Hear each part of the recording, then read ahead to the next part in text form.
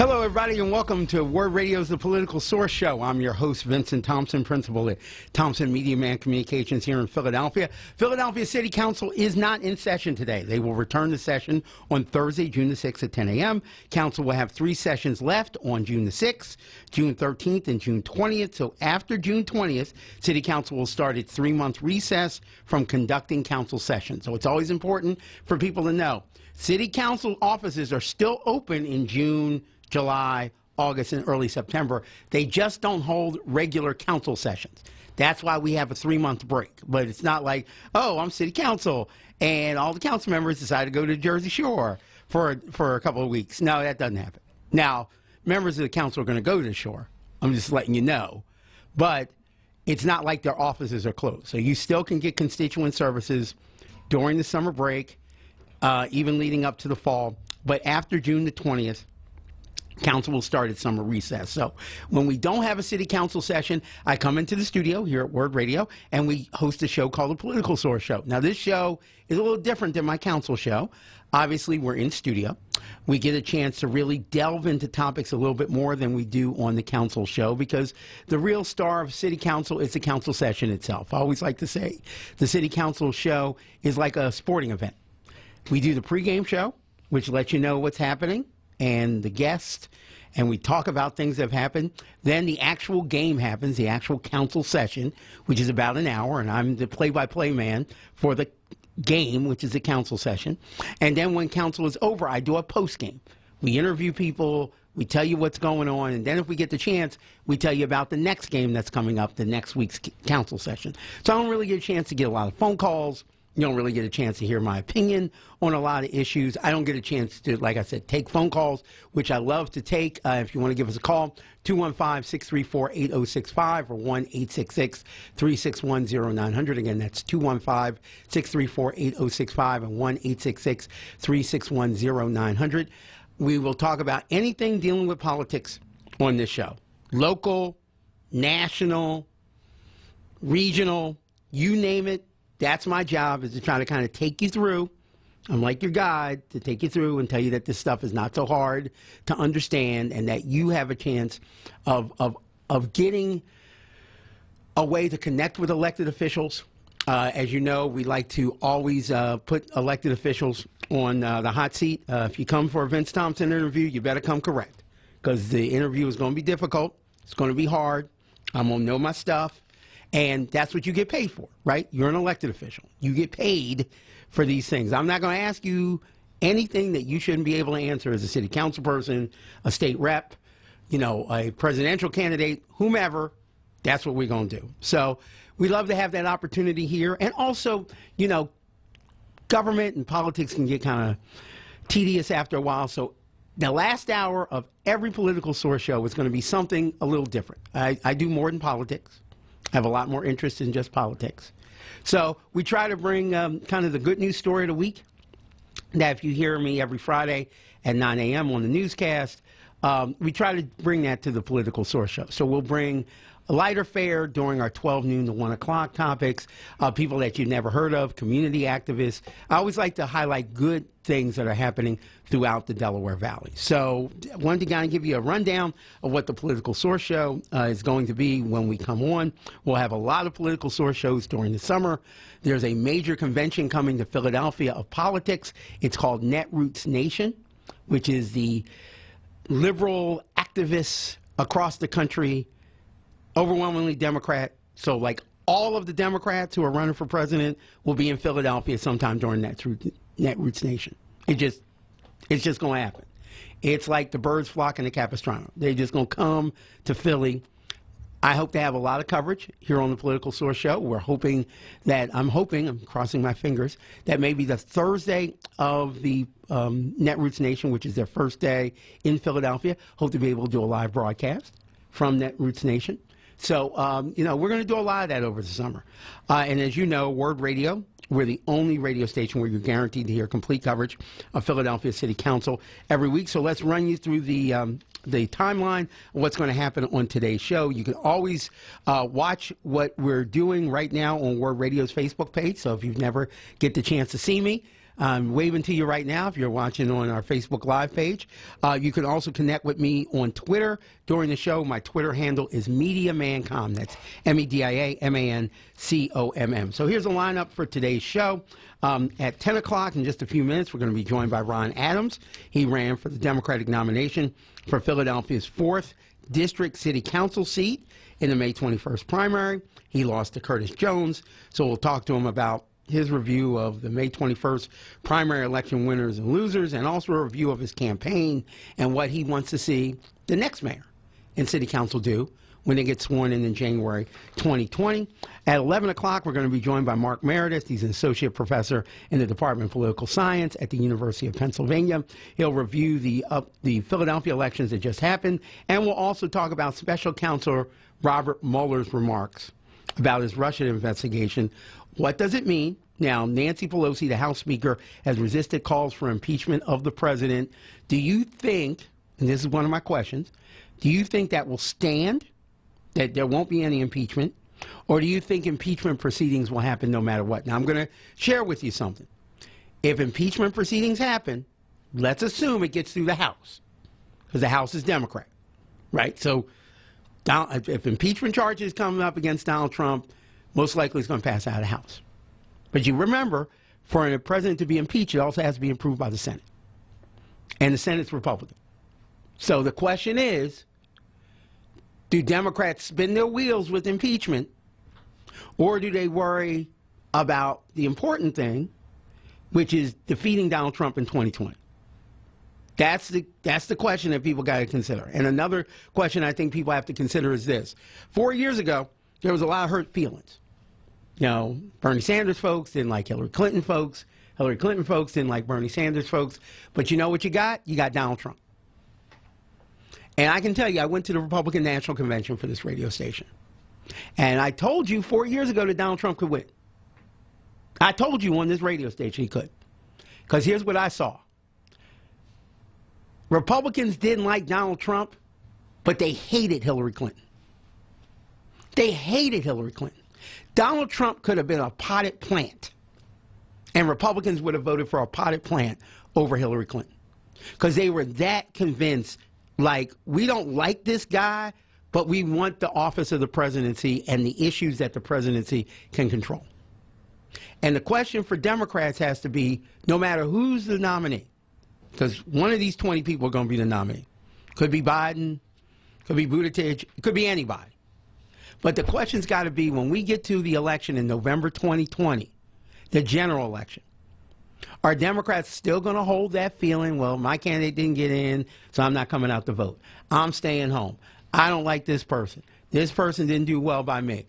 And if you stay home, does Donald Trump get a second term? And I'm going to put this on the table right now, and I'm going to say it right now. Donald Trump could win a second term as president. Donald Trump can win a second term as president. And I'll tell you why. And I look at political stuff every single day. His constituency is rock solid. He will get 40% of that vote no matter what. That's ever since he got sworn in, he's put all of his cards on the table on his constituency. He ain't trying to broaden the tent. He ain't trying to get black folks in there.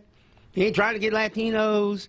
If some of them come, that's great. But he said, listen, I got into office because of this core group of red hat wearing, middle America, Western Pennsylvania kind of folks. And I'm going to put all my eggs in that basket. And if you look at polling numbers, they love them. 85, 90%. And you want to know why Republican candidates don't go against Donald Trump? Because in their districts, he's polling 80, 90%. So they don't want to go against the president who could send out a tweet and hurt their chances of re-election. So I'm telling WURD listeners right now, Donald Trump can get a second term. It is not out of the question. Now, I know folks are going to call me and say, Vince, you don't know what you're talking about. You cray-cray. Listen, I cover this every day. You thought I was cray-cray 4 years ago when I was on this microphone, said Donald Trump would win. I was in Washington covering a Donald Trump inaugural. So I'm saying that if folks want Donald Trump out, the best way to get him out is going to be through the ballot. That's the best way that you're going to get him out come November 2020. And I'm telling Democrats, if you listening and don't like Donald, you need to say, I don't care who the Democratic nominee is. It's more important to get Donald Trump out than to worry who's the president, than to worry who's the Democratic nominee. Don't let them hard feelings from like Iowa and the Pennsylvania primary keep you from your bottom line. Don't be crazy that way. I'm just saying, I'm a political guy. Sometimes we Democrats will eat our young. Okay? All out of ego. I'm just saying. Agreed. I'm just saying. That's all I'm telling people. Okay? And then also continuing with the rest of the show, at 12 noon, we're going to have the Philadelphia Parks and Recreation Commissioner joining us, Catherine Lovett. She's going to talk about some new programming going on. And she's also going to talk about the new season for the Dell. So I know folks out there love them some Dell. And I'm going to give away some Dell tickets at 12 noon. So I'm going to tell you the whole Dell lineup. You know you're going to be out there July, August. There's going to be a Frankie Beverly sighting out at the Dell, probably. Okay? So we're going to give you everything you need to know about the Dell. We know listeners out there always have questions about when's my pool going to open up? Why is my rec center all busted up? Why is there a big hole in there? Why isn't the basketball court? This is the woman that runs that. So if you have a question, call us at 12 noon. She's going to be open to calls. If you got a complaint about your rec center or anything else like this, this is the person, because we follow up on all of those calls. I listen, I take down notes, and I call like in a week and go, is that rec center fixed? Is that basketball court got a net yet? And I call the person who sent in the complaint, and I call the city. So I double check. So we get stuff done here on this show, here on Word Radio, 96.1 FM and 900 AM. We're going to quickly go to the phones right now. We're going to go to Mike from Germantown. Mike, you're calling into the Political Source. Thanks for calling. How you doing? Good morning. I'm good. Thanks for calling. What's up?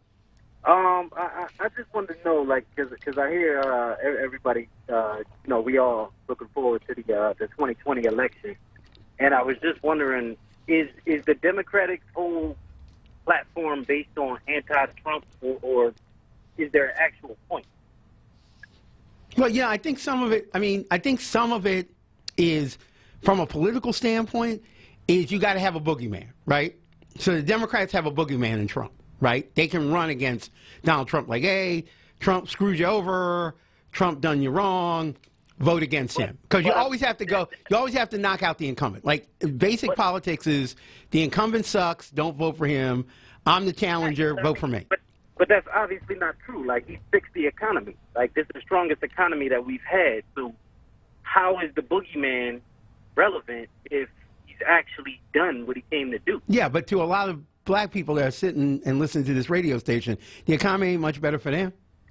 Yeah, I know a lot of black folks who ain't got a job. And I know I'm using double negatives. I know. Okay, so my English teacher is going to be upset. But there's a lot of black folks that don't have jobs. Latinos that don't have jobs. Black people that don't have jobs. We could talk about that in every presidency. And according to the numbers right now, it's more black people working than ever. So that's an argument that could have been made with the Obama administration. Why would Trump be the boogeyman for that if, once again, we're in the strongest economy that we've had in years? So let me ask you this, Mike, and I take all voices here on the Political Source show. Are you a Donald Trump supporter, and if you are, why? I am a conservative. I'm not a Republican. I'm a conservative, meaning I support what makes sense to me. So if the Democrats make sense to me, I would support that. Right now, the things that I align myself with are more Republican because it's more conservative. So you came and done what he said he was going to do. He didn't play around. He's not bending. He's not voting. As far as the Russia collusion, we watched Obama on tape sit down and tell them I have more flexibility if I get my second term. Like, we don't see this with Trump. Like, he's a man of his word.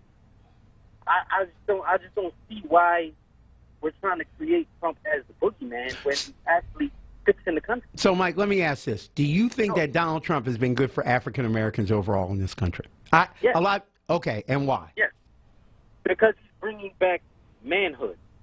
I think that black people in this country are look at how do you notice that no man of any other race ran behind Hillary Clinton except for black men? That's an embarrassment. Hillary Clinton is obviously a negative influence on black America. She has nothing good for us. The last minute she said, look, I'll donate hundreds of millions to black colleges. And black men were the only men in the country to go run up and stand up next to her and hold her hand in the air and hold her in high regard. No other man, whether Asian, Pakistani, Indian, nobody, just black Americans were running behind Hillary Clinton. I think that Trump has brought back a level of manhood. Stand on your word. Say what you're going to say. Do what you're going to do. Don't pander to anybody. Don't be afraid to say what you have to say and be a man.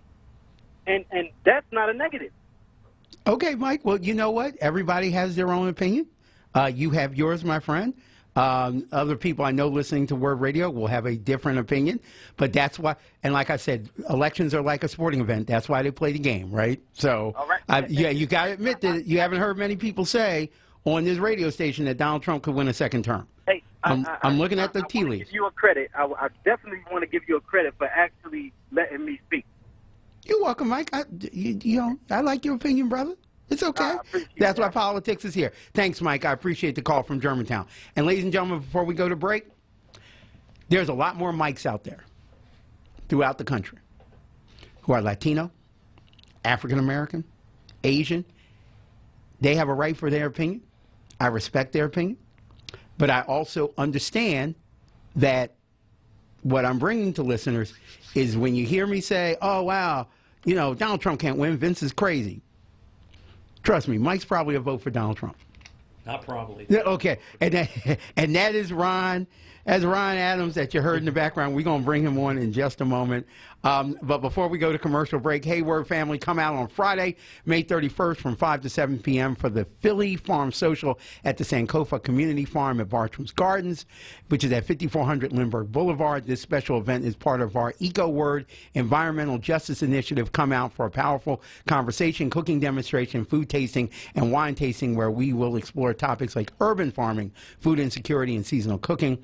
Our special guest will be a cornucopia of people, including Christopher Bolden Newsom, founding co-director of the Sankofa Community Farm, food and drink historian Tanya Hopkins, and Chef LaQuanda, I hope I'm pronouncing her first name right, Dobson, member of the Black Dirt Farm Collective and assistant farmer at Sankofa Community Farm. Remember that membership has its privileges. Tickets are only $15 for 4Word members and $25 for non-members. For tickets and additional information, visit wordradio.com. That's WURD radio, all one word.com, or call 215-425-7875. Again, stay tuned for the political source. When we come back from our commercial break, we'll be joined by Ron Adams. He ran for the Democratic nomination for the 4th Council District in the May 21st primary. He did not win, but the future is bright with Ron. So maybe he'll break some news today about what he's going to do in the 4th District in the future. But it's always good to have people talk about running for office in Philadelphia. It's a whole lot different running for office than it is to complain. And also give me a call. We'll talk about anything political here, locally, nationally, internationally. You're listening to The Political Source here on Word Radio. I'm your host, Vincent Thompson. The Shamari Show. Fridays, 1 p.m. to 4 p.m. on Word Radio. And streaming live on wordradio.com and the Word Radio app. Word Radio, 96.1 FM and 900 AM. WURD. New Voices for Reproductive Justice is hosting Shades, a celebration of Black queer identities and expressions, on June 6th from 8 to 12 p.m. at Soho Sophie, 3101 South 13th Street. Shades is a party and fundraiser celebrating 15 years of New Voices serving Black, women, femmes, and girls. DJ Marceline will be spinning all night. Enjoy delicious food and drink, meet local influencers, performers, and more. Get your tickets at shadesphilly.eventbrite.com. That's shadesphilly at eventbrite.com.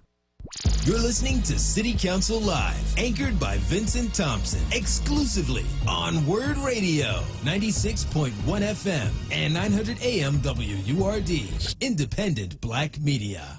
Welcome back to The Political Source here on Word Radio 96.1 FM and 900 AM. I'm your host, Vincent Thompson, normally the host of Philadelphia City Council Live, but there is no City Council today. We will be back at the council chambers next week, June the 6th, for another edition of Philadelphia City Council Live. Joining me in studio right now is Ryan Adams. Ryan Adams ran for City Council in the May 21st primary. He ran against Curtis Jones, lost to Curtis Jones, but didn't do too bad in your first race. You didn't win, but you got more than like 5 votes, which is always a good thing. Ryan, thanks a lot for being on the Political Source Show. Let's ask. I want to get your opinion of what you've heard from Mike.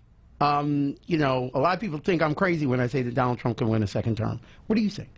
Not only do I think you're not crazy, I think you're more than likely correct. I mean, historical trends will show you that ousting a incumbent president with a good economy, if nothing else to say of it, a booming economy, is nearly impossible. So without a turnaround like that, it's going to be really hard. You know, addressing one of the things you said earlier, it's like, you know, don't get caught up so much in hurt feelings in the primary. You know, it's all about ousting Trump. And while I do think that's going to be a big motivator for Democrats, I think the only chance they have to change history is to choose a candidate that they can get behind. I think one of the differences you've seen between Hillary and Obama was that the people that supported Obama went and grabbed 5 and 10 of their friends. And the people that supported Hillary just went to the polls themselves. Right. That's the difference. And so to buck that trend of an incumbent Republican with a booming economy, it's going to be really important that whoever the nominee is, there's somebody that motivates as many people as possible to bring 3, 4, and 5 people to the polls that normally don't. Let's give listeners a little bit of background about you. Tell us a little bit about you, and also what made you decide to run for City Council. Talk to me a little bit about that, because there's always some like light bulb moment that every candidate has. I've worked for candidates. I was a chief of staff for former City Councilman at large, Juan Ramos, and I remember that day when Juan had that like light bulb moment, like, I'm going to run. And I wanted the same with you. So give our listeners a little bit of background about you and what made you decide to run for City Council in the 4th District. Okay. I currently work for the High Intensity Drug Trafficking Area Program. It's called HIDTA.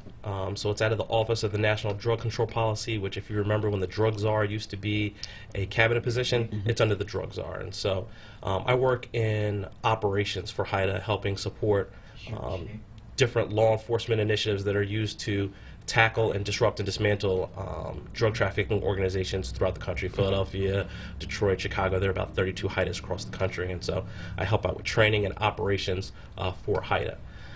I've lived in the 4th District for 14 years, and I went to college at Northwestern University in Chicago, Illinois, Evansville, Illinois, came back and bought my first home in Roxborough when I was about 23 years old, and so I spent my whole adult life there.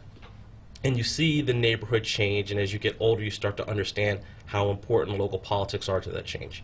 Roxborough is a very provincial area with a lot of people talking about the changes in their neighborhood, especially like online and like social media. There's a huge conversation going on in the 21st Ward about the future of that ward, and I was really interested in that conversation.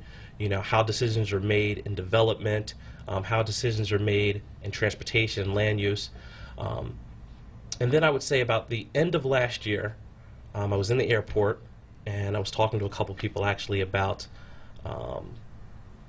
you know, Trump, and actually at the time we were talking about the Senate campaign between Beto O'Rourke and in Cruz. Texas, right, in Texas.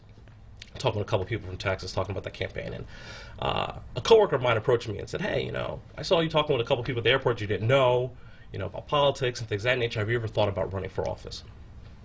And I looked at him and I said, "Yeah, I have thought about it, but honestly, I'm not involved in that arena. I have no clue how you get started doing something like that. Like, I'm not a committee person. I'm not a ward leader. I'm not even exactly sure how someone decides they want to run for office and what they do." And he looked at me and he said, "Well, I do. Would you like to have lunch?"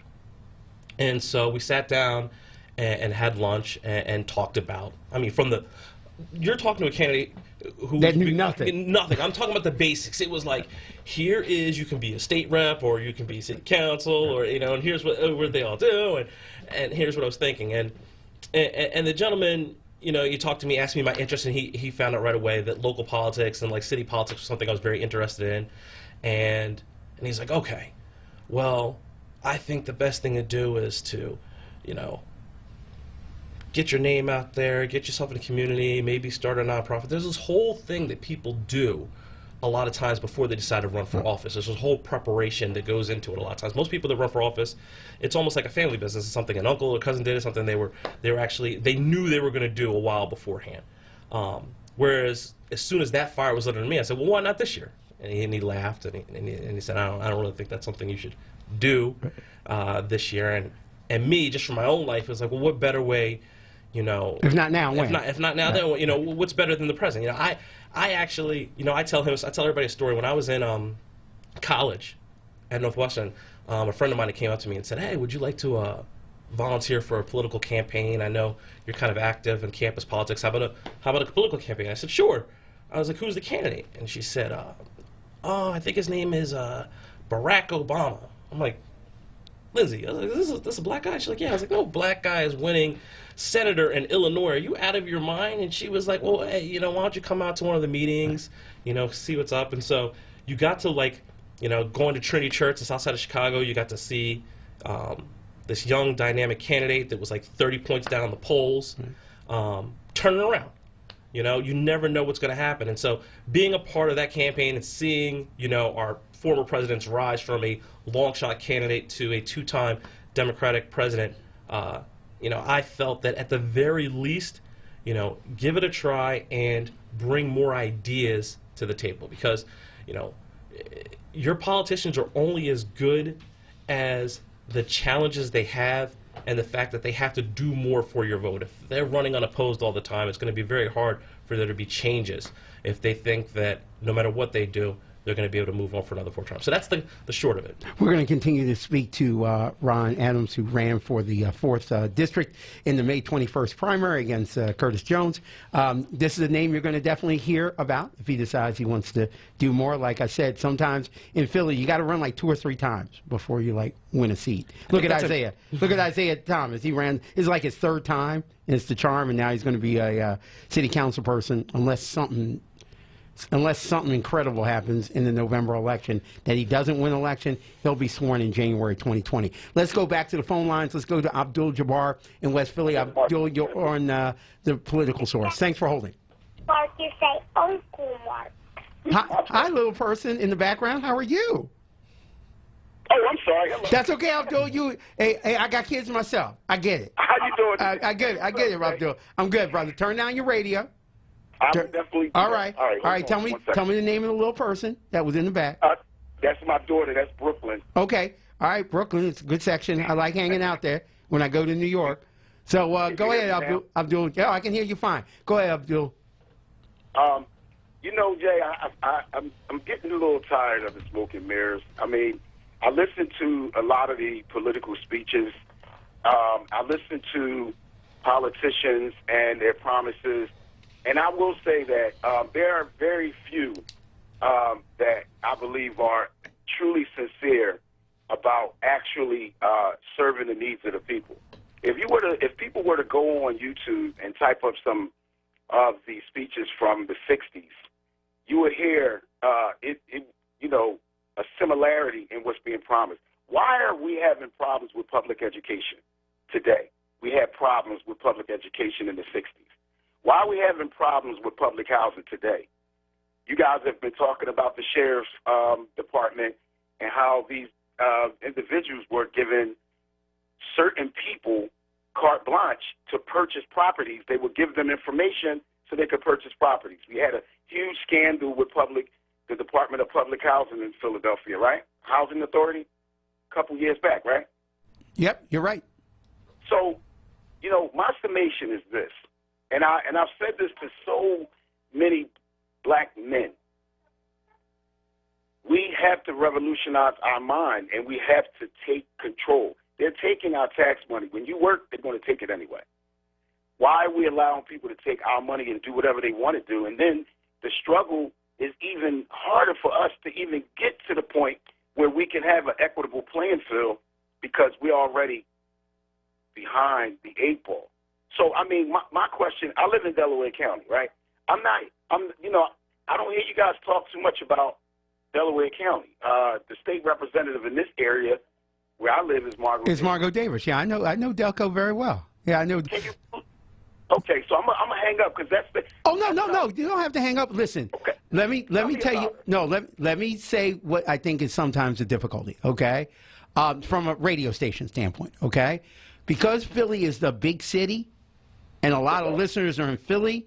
The concentration is in Philly, and I admit sometimes we as radio stations don't talk about Delaware County politics, Bucks, Chester, Montgomery. I'm remiss in not talking more about South Jersey politics, and I'm even remiss about talking about our state down in Delaware. So I do agree that we can talk more about the counties, okay? I got you. But here's my question to you, Abdul. What do you want to see out of an elected official, no matter if they're a county person, a city person? Because I think that one of the things that hurts Philly is, unlike other cities, we don't think of Philly as kind of the hub of the region. Like if you go to Chicago, Chicago is known as Chicagoland. Everybody that's around Chicago knows that if Chicago does well, we all do well. But one of the problems with Philadelphia is people who live in Bucks, Chester, Montgomery, Delaware County don't even like to admit that Philly's there, right? You guys don't like to admit Philly's here unless you come in for a sporting event or there's some kind of, you know what I mean? Like one of the great things about Philadelphia and about the Delaware Valley is we're a region of different cities. The worst thing about us is that we're a region of different cities, and we don't realize that as Philly goes, so goes the economy of the region. So what do you want to see out of your elected officials in Delaware County, whether a state rep, a city council person? What do you want? Because there's a lot I know Delaware County is starting to turn more into Democrat. It used to be Republican, but it's now turning more into Democrat. Like Upper Darby has a Republican mayor, but darn near everybody in the county who's elected is a Democrat. Well, you hit the nail right on the head. That's the area where I am. And in all actuality, what I'd like to see is for us to have more resources allocated to allow us to live a better quality of life. Now, what I've been having issues with, I've been taking the issues to individuals. But my thing is, where's the money? I had a discussion with someone about the public school system and how now that it's predominantly, or shall I say, it's becoming more and more brown and yellow and black. Oh, yeah, Upper Darby is becoming very brown and yellow. Oh, yeah, Upper Darby High School is very brown. Yeah, so now they're not receiving the same amount of funding. And then there was a meeting I attended last week about school funding from the Public Interest Law Center, and they basically were suggesting that they're suing the state because they're going out of their way to not allocate the appropriate amount of funding to these marginalized areas, quote unquote, where there's more black and brown and Latino people. So they broke it down. And my question is, where's Margot Davison's voice in this? I live in an area, there's no literature that's come to my home. I know where her office is. There's nobody that's come to my house. I don't see her in the public. Like, why aren't you holding forums or why aren't you having a, what do you call it? when you town hall, news, like a town hall meeting, right? Town hall or anything. And not just her, but in the township, the council members, the things that are going on, I'm just not feeling as if they're connecting with the community. What they're doing is they're continuing to develop a relationship with their stronghold, the people that keep them in office. And the people that keep them in office, to me, although they may be Democrat, they seem to be voting conservative because I'm observing what's going on, and I'm not seeing things change for the better. And the number one thing that the superintendent mentioned during the meeting the other day, and I don't want to say verbatim, but he was basically saying, you're supposed to speak on the issue before it becomes a crisis, not after the fact. And now you have all these educators that are speaking about the quality of education in the district and these families, these taxpayers, but before it got to that point, they wanted the support and they weren't getting the support. Hey, Abdul, So- here's what I'll do. I promise you during the summer, because we have a lot more time in the summer, I'll get Margot Davidson on. Oh, I appreciate it. I'll get her on. I've known Margot for a long time. Margot was a reporter before she became a state rep. So I've known Margot for a long time. Oh, Yeah, well, that's great. Yeah, I'll have her on. I'll have her on. You know what? I'll also get Nick McCosey on. He's a Republican. He's a Republican mayor for Upper Darby. I'll definitely do that. And then, lastly, you can ask him, why is it that when the But here's what we're gonna do. When I get him on, I want you to call back and you can ask. all right, there you go. There you go. Tell I'll Brooklyn I definitely said do hi. that. Thanks. Okay, tell Brooklyn I said hi and have a great day. Do that. All right, have a good day. All right, thank you. Okay, you're listening to The Political Source here on Word Radio, 96.1 FM and 900 AM. I'm your host, Vincent Thompson. Still in the studio with us is Ron Adams. We're going to go back to the calls. Brother Timmy from South Philly, you're on The Political Source Show. Thanks for holding. Yes, Vincent, how are you? I'm sir? good. You're doing a good job. Thank you. And you have a person there, and I'm going to make a suggestion, and I'm going to say this. Okay. Vincent, the movie Team of Rivals, All right. Doris Goodwin, Mhm. I never put that book down. It's 1,000 pages, especially with the election of Trump. And I'm going to say to you that if you study that election, of course, Lincoln is, of course, elected. He starts the emancipation in the first term, and he also carries on to the second term. And when people, especially African Americans, who are conservative, who support Trump, there's always an example of a man by the name of April Ellison. He was a man who bought himself out of slavery, became rich, was able to buy the governor's mansion. And he was so connected to those Dixiecrats at that time that he thought he was a part of them. Thought he was so much a part of them, being so brainwashed, that he wanted his son to fight on the Civil War on the side of the Southerners. And they told him no. So I'm looking at the climate and mindset of this country, both African Americans who are Trump supporters and the whites, or whatever nationality you are. We have to deal with this brainwashing and this cult. And it's dangerous. It's dangerous and it's scary because Trump hasn't given anybody anything to vote for. And because the economy's up and down, that could happen on anybody's reign, on anybody's term. My question to you is, if someone's not giving you anything and they lead you in the direction of HELL, it's time to vote them out. Right. So I'm also going to say this, that the hate during Lincoln's time was so bad that Booth decided to kill him and assassinate him, unfortunately.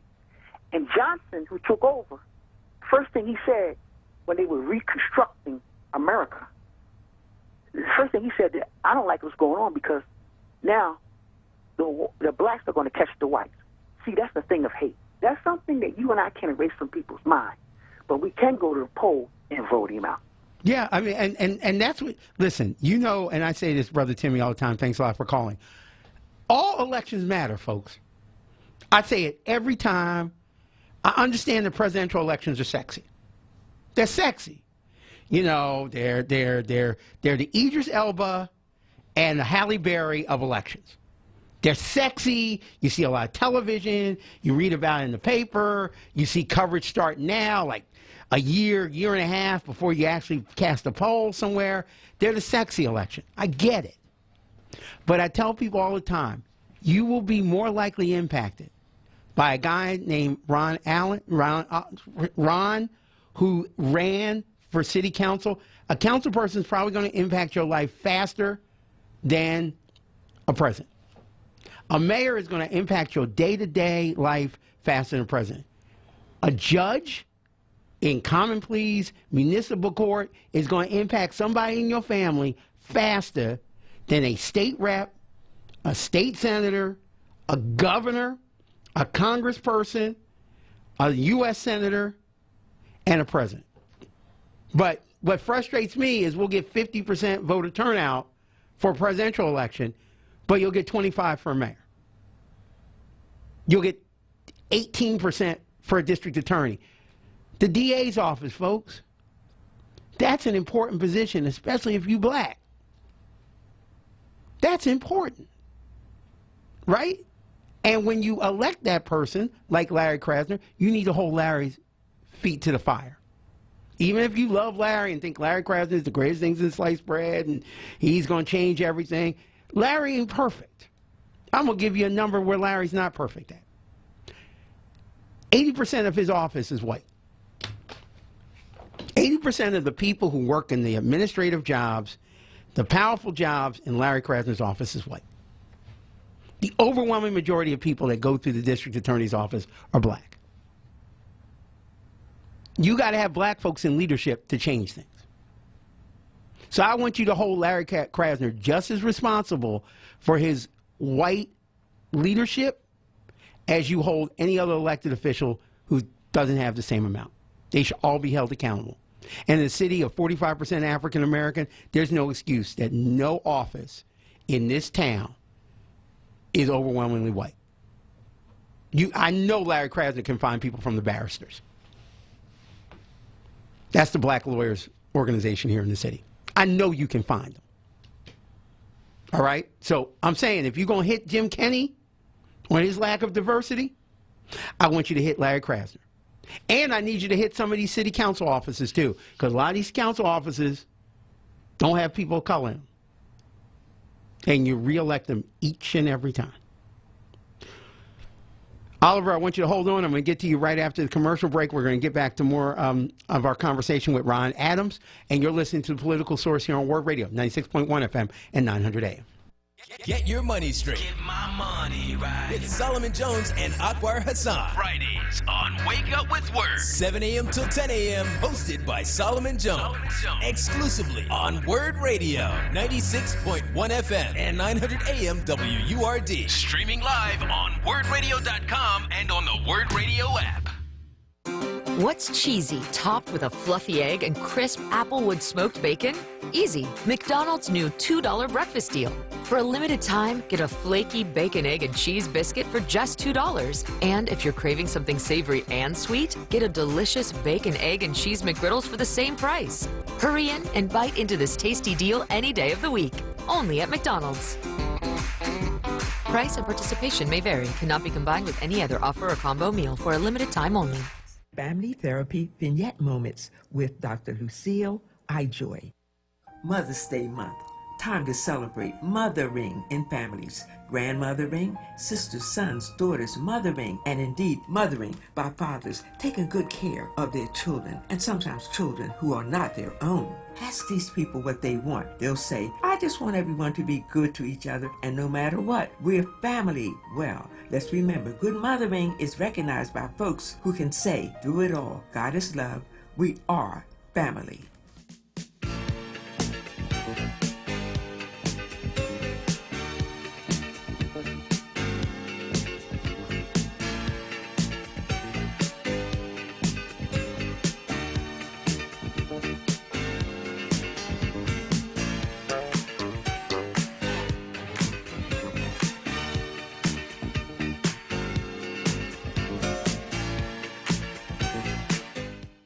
Support independent black media and join the Forward movement now at 215-425-7875 or visit wordradio.com.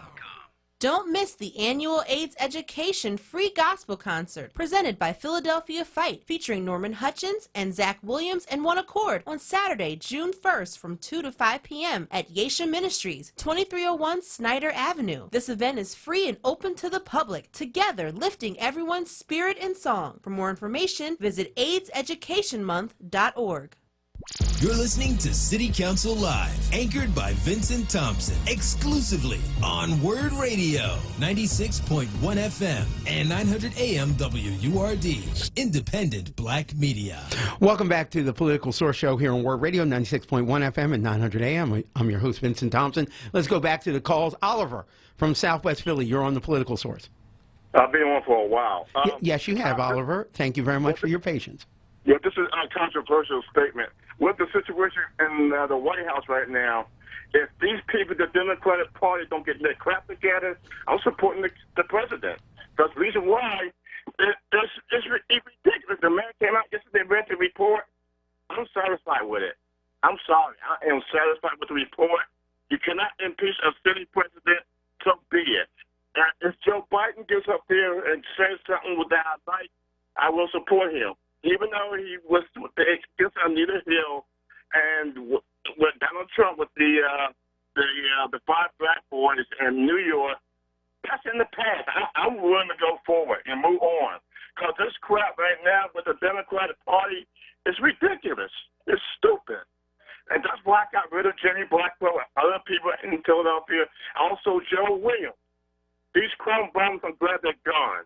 Now, the mayor situation. If the Republican mayor in Philadelphia is running, I might want to support him, too. Because this Jim Kelly, he's incompetent, in my opinion. Okay, I'm going to say this. I am sick of these politics in Philadelphia right now, also with the Democratic Party nationwide. But Pelosi, I don't know what the hell she's doing. Oliver, let me say this. Billy Ciancaglini. I'm a Democrat kind of guy anyway. No, that's okay. No, listen, I respect you all. I get paid whether you're Republican, Democrat, or an independent. Democracy is great for me, right? The First Amendment is wonderful. So I don't get offended whatever your position is. But I just want to let people know that the Republican candidate for mayor is a gentleman named Billy Ciancaglini. All right? He's running against Jim. Campaign or something. Well, let me say this. I'm 52 years old. I've been covering politics in this town since I was 20, since college. I've seen every Republican mayoral candidate in the last 20, 25 years. You have a right to vote for Billy Ciancaglini, but he may be the worst Republican candidate I've seen in 25 years. Why? He's against sanctuary cities. When I interviewed him, he had no plan about helping with the African American community in this town. And there's no way that you can be a mayor of this town with 46% black people and you don't have a plan to help the black community. I just think that Billy, as an attorney, decided to run for election, but would have no clue if he was in that office. Okay, well. No clue whatsoever. They fake it that the mayor, because I won't be supporting either mayor. I would not be supporting Jim Kenney. Okay. And according to what you're saying, this guy that's supposed to be running the Republican Party. All I'm saying is look at his website. But I've interviewed him. My friend, I've interviewed them all. And the Republicans have thrown up some terrible candidates in the last 20 years. Ciancaglini may be the worst Republican mayoral candidate in the last 20 years. That's just my opinion. All right. I will look that up on their website and see what you say is true. Thank you, Oliver. Thank you. Have a good day. Appreciate it. And we hope to have Billy Ciancaglini on the show. As you might remember, we had Daphne Goggins, who came on. We gave Daphne Goggins her first radio interview. Here, we had her on for an hour. You can go back to Word TV and see that interview. We have not had Billy Ciancaglini on, but I can tell you, when Word listeners hear Billy Ciancaglini, yeah, I'm at a loss for words with Billy Ciancaglini. I really am. I'm just at a loss. Like, I would, you might not like Jim Kenney. You might like, but I would say this. Any of the Democrats that ran would be better than Billy Ciancaglini. Any of them. I would take a Republican city council person before Billy Ciancaglini. Now, I will interview Billy. I'll be fair to him. I will give him his due. But I'm telling you, Word listeners, if you interview Billy Ciancaglini and you ask him about issues that impact black people, you're going to look, your eyes are going to be big like one of those cartoon characters where you're going to say, did he just say what I think he said? You know what I'll do? In a future show, I'll play an interview I did with him. So that you guys aren't like, oh, Vince is being unfair, Vince is not being nice. I will play a press conference. He held a campaign kickoff press conference. I was the only radio reporter there. When you hear his statement and you hear his answer to my questions, you're going to be like, Jim Kenney ain't so bad in November. That's all I'm going to say. That'll be a future edition of the Political Source. We're going to keep Ron Adams here. And Ron, I know I've been so busy with callers. I definitely want to get you to stay on. But before we go to our commercial break, what are your thoughts about the election results that happened in Philadelphia? There's going to be at least 2 new at-large members of council. There will be a new district council person in Jamie Gaudier in the 3rd. But a lot of the other incumbents are sticking around. Even in the 6th district, where Councilman, gosh, I can't believe that he escaped out of my head. He's under indictment. Bobby Heenan. He ran unopposed. What are your thoughts about the election that happened? We had a couple upsets with Register of Wills and the sheriff. Your thoughts about those? Well, I mean, I think you had, a record ever since like 1979 of candidates running. A lot of kind of like young Gen Xers and millennial candidates. The two of the at-large, Richardson and Thomas, among your younger folks. So I think you're going to see a change in city council. I think this year was just an appetizer. I think a lot of people are getting involved civically. You had my man called in here earlier and was talking about, hey, I need them to be for something. And I think you made a good point. All politics are local, and a lot more people like Jamie, like myself, are getting involved. They're not just complaining on social media anymore, and you're not just getting candidates from the establishment. You're getting people that have decided to step up and make an impact in their community. I think that's a direct result of some of the things you do see trickle down nationally, both from upset and animosity towards Trump and a positive vibe to AOC. I think she inspired a lot of younger millennials to run this year. Now, AOC is Alexandria Ocasio-Cortez. Right. We try to stay away from acronyms on the show. It's probably a good point to do. I know I work in the federal government, and they use way too many acronyms. So yes, Alexandria Ocasio-Cortez, the congressman from New York, that seemed just like one of us, that was kind of tired of the status quo. So the fact, since 1985, before this year, only 12 incumbents have ever lost in city council, and 11 of them were either dead or in scandal. The only one that won was actually, was actually Michael Nutter in the 4th. And so what Jamie did was huge. Oh, yeah. It was huge, and it was huge even that Vitus was able to get 40% of the vote like she was, or that there were even people challenging, Curtis Jones in the 4th like myself. So I think this year was just an appetizer. I think 4 years, you're going to see an even more dynamic race with even more prepared candidates. The Vitus that he talks about is Lauren Vitus. She ran against Kenyatta Johnson in the 2nd, lost. Let me ask, before we go to commercial break, as a first-time candidate, what did you learn? Like, what as you sit, like, what did you learn? What would you do differently? What was the most surprising part of the campaign? I learned an awful lot. And I would say a lot of people that decide to run for office are kind of like self-starters, go-getters. And I would say this is something you can't do alone. You need people. You need a team, and you need to motivate people. There's a vocal minority out there that really want change either on a local or national level.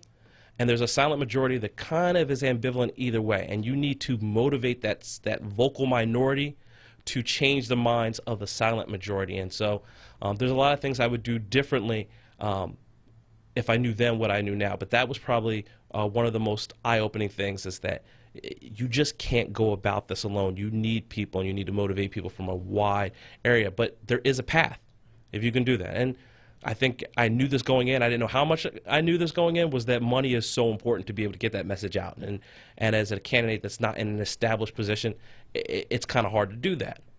But it can be done. I think Jamie showed she knocked on a lot of doors.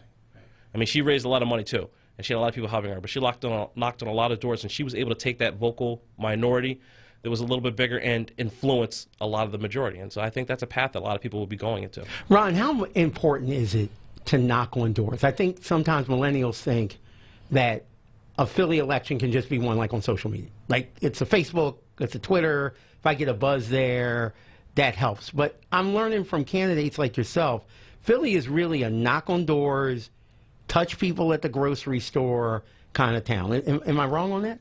You are absolutely right. I mean, I was probably one of the people that went in and was thinking, well, this is entirely impossible to talk to as many people. You do have to, utilize social media. And believe me, there is a path for that. But people want to be touched. They want to be able to touch their candidates. I mean, the reason why people are so upset with the current establishment is constituent services. It's people not being out there. Not, I think you had the gentleman from Upper Darby asking, like, why are there no town halls? Why aren't I seeing my state rep? And that's what I heard a lot in the 4th was we're being ignored. And whenever people met me and talked to me, they were very motivated and they were very positive. But I didn't meet or talk to nearly enough people that you need, because you need those people to then reach out to 5, 6, 7 or other people. And so that was something that I probably underestimated going into the race, and that I would advise anybody that's looking to run for politics has to realize, especially in Philadelphia local, that you have to be able to talk to as many people as possible. And these local candidate events or forums, there's not enough people that come out to them, you know, as there are going door to door. But it's hard, but it can be tactical. There's a list of voters that are more likely to vote than not. You can go knock on those doors. You can, if you have the money, send them mailers. And I think that's important here in Philly. And those are known really as super voters in political parlance. Those are the people that come out all the time, right? No matter what the election is, they're super voters. And the reason that you target them in politics is you know they're going to come out, right? If there was a hurricane on election day, these are the voters that are going to find some way between the raindrops and the hurricane to come and vote. Right? So that's why super voters are important. Okay, Ron, we're going to ask you, and I'm going to keep you around for just a little while into the 11 o'clock hour. But I want to ask, every time I meet a candidate, they get a bug. They want to run for something. Will Ron Adams run for another elected office? And might he run again for the 4th 4 years from now? So that's a very interesting question. I would say that I'm definitely open to it. Okay. I think I went into this with the idea that, you know, based on what I learned, and if I could find a path, I would do it. And so I was very encouraged with what needs to be done to be able to win the 4th. I mean, 4 years is a long time away.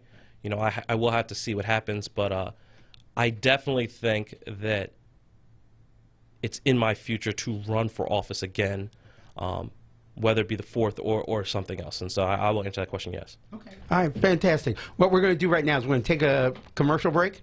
Right now, you're listening to The Political Source. When we come back, we're going to keep our guest in the studio, Ron Adams, and we're also going to be joined by the University of Pennsylvania political science professor, Mark Meredith, and also we will take your calls. We're going to blend them all together. I don't get the chance to do this with the council show, so it's great to have all these different people together. Again, give us a call, 215-634-8065 or 1-866-361-0900. We're talking about politics, so we'll take your questions on local politics, national politics, regional politics. I want to hear from you. Give us a call, 215-634-8065 or 1-866-361-0900. You're listening to The Political Source here on WURD Radio, 96.1 FM and 900 AM. Brothers and sisters! Don't miss The Source. Weekdays, 10 a.m. to 1 p.m. on WURD Radio. WURDradio.com and the WURD Radio app. Join WURD Radio for the Philly Farm Social, Friday, May 31st from 5 p.m. till 7 p.m. at the Sankofa Community Farm at Bartram's Garden, 5400 Lindbergh Boulevard. This special event is part of our EcoWord Environmental Justice Initiative. Come out for a powerful conversation, cooking demonstration, and food tasting, where we will explore urban farming, food insecurity, and seasonal cooking. Our special guests will be Christopher Bolden Newsom, founding co-director of the Sankofa Community Farm, food and drink historian Tanya Hopkins, and LaQuanda Dobson, member of the Black Dirt Farm Collective and assistant farmer at Sankofa Community Farm. Tickets are just $25, $15 for 4WURD members. For tickets and additional information, or to start or renew your 4WURD membership, visit WURDradio.com or call 215-425-7875. The Kimmel Center offers free arts education programs to schools across the region. Teaching artists visit classrooms to educate, engage, and inspire the next generation using creative learning experiences, and schools take trips to the Kimmel Center for live performances. The Kimmel Center is committed to educating Philadelphia's youth by providing access to quality arts. For more information, visit kimmelcenter.org.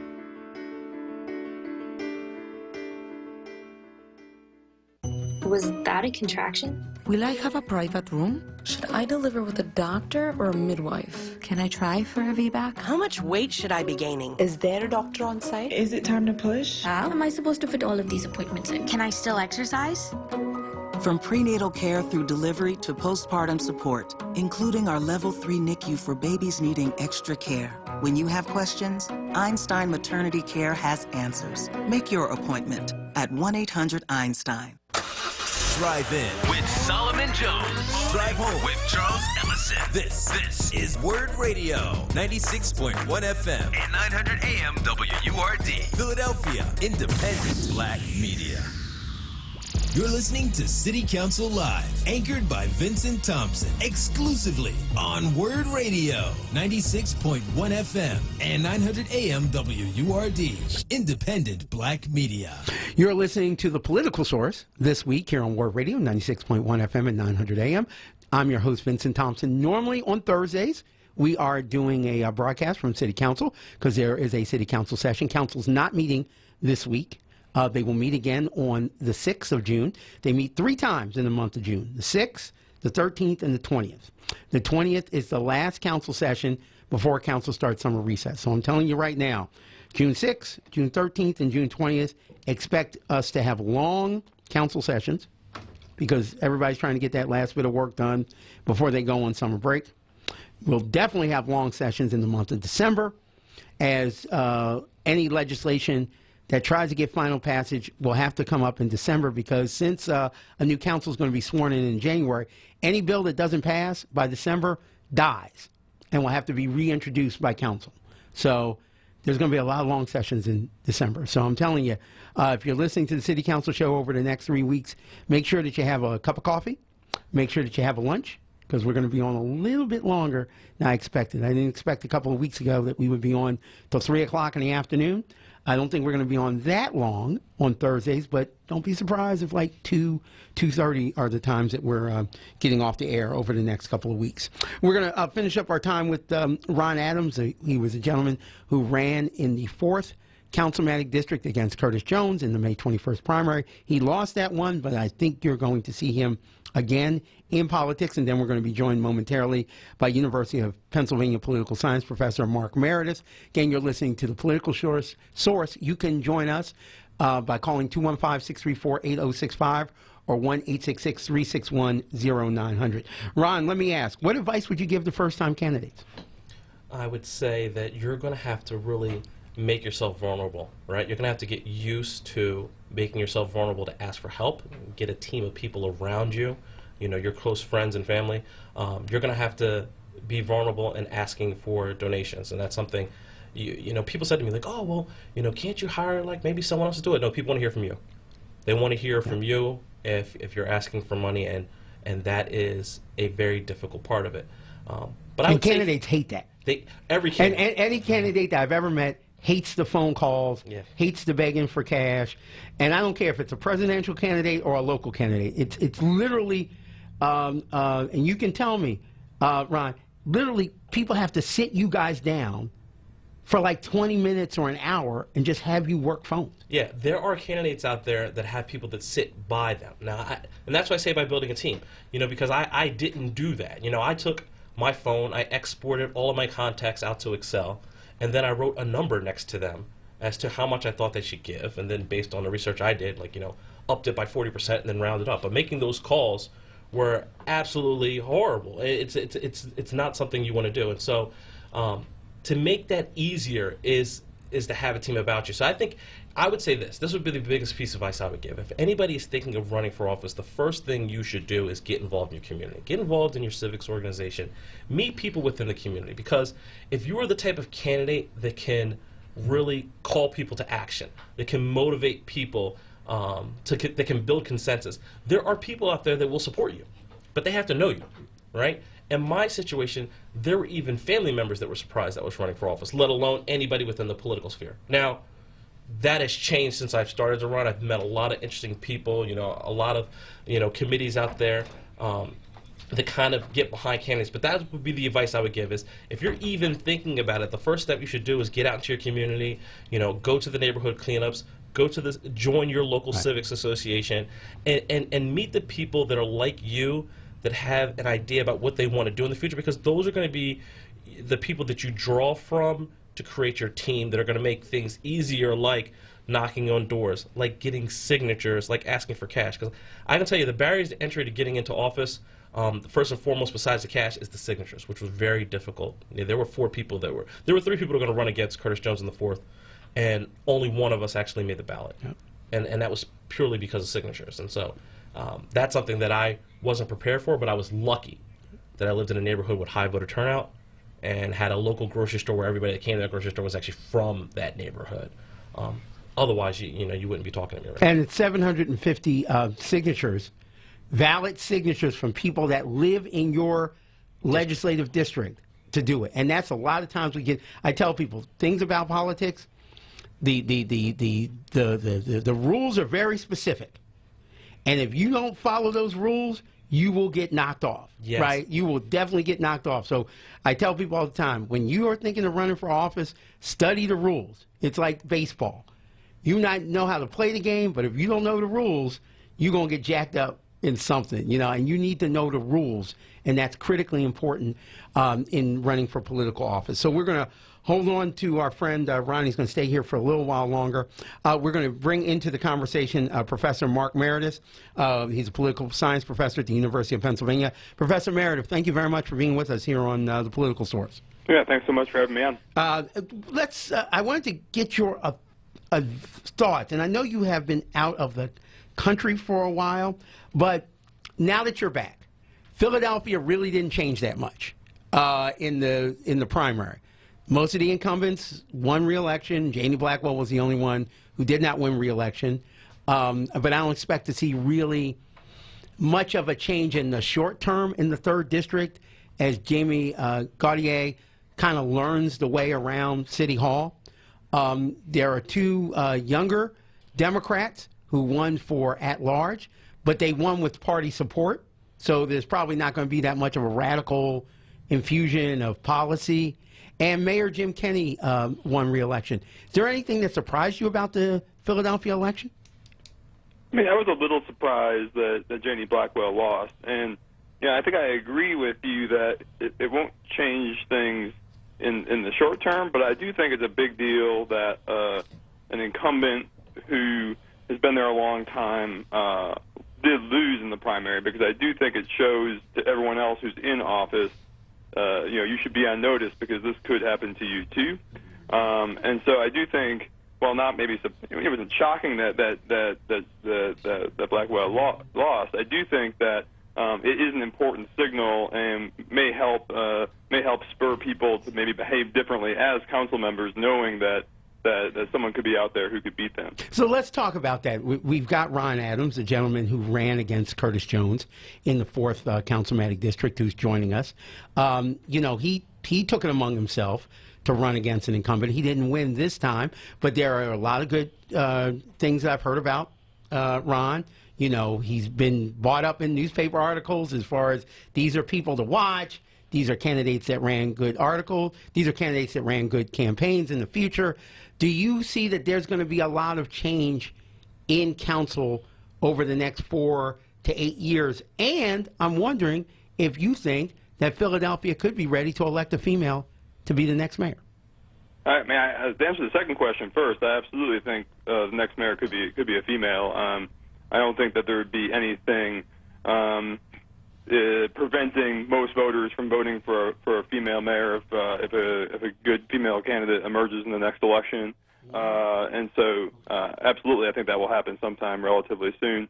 I've been listening to Ron Adams' talk before I came on, and I wanted to assign what he was talking about to my students. We have lots of students who are interested in running for office, and I thought he provided tons of great insights and advice about what the process of running for office looks like. And I think, as he's talking, what his experience will inform lots of future people who might run for city council, maybe even himself again in the future. I think it's hard to step in the first time and win an election in a city like Philadelphia against an incumbent. But I do think that the textbook is being written about what one should do if they want to do that. And I think Jamie's candidacy provided some more stuff for that textbook. And so I just think that as we have more experience with council members being challenged in different wards, maybe get new blood on the council in the at-large, though as you point out, not maybe with party support. I think that it's going to be easier and easier for people who don't have that party support or have mixed party support to come in there and give it a shot. And even if they aren't ultimately successful, I do think that it is important for members of the city council not to figure that they have a job for life once they get on that council. We're speaking to Mark Meredith. He's a University of Pennsylvania political science professor. Mr. Professor Meredith, what is that textbook? Like, what's the new dynamic that people need to see? We know that Philadelphia is 46% African American. So the African American vote will always be critical in an election. But in that book that you seem to, what is the new chapters in that book? I guess what I'm trying to figure out, what should people who are listening to the show look at long term? What will be greater voting demographics? Will it be younger voters? Will it be millennials? What do you see? I mean, I think when Ron Adams was talking, he made this good point about, you know who the likely voters might be. So you sort of have two choices, I think, if you're trying to get on the council. The first is try to persuade the people who you think are likely to vote for you.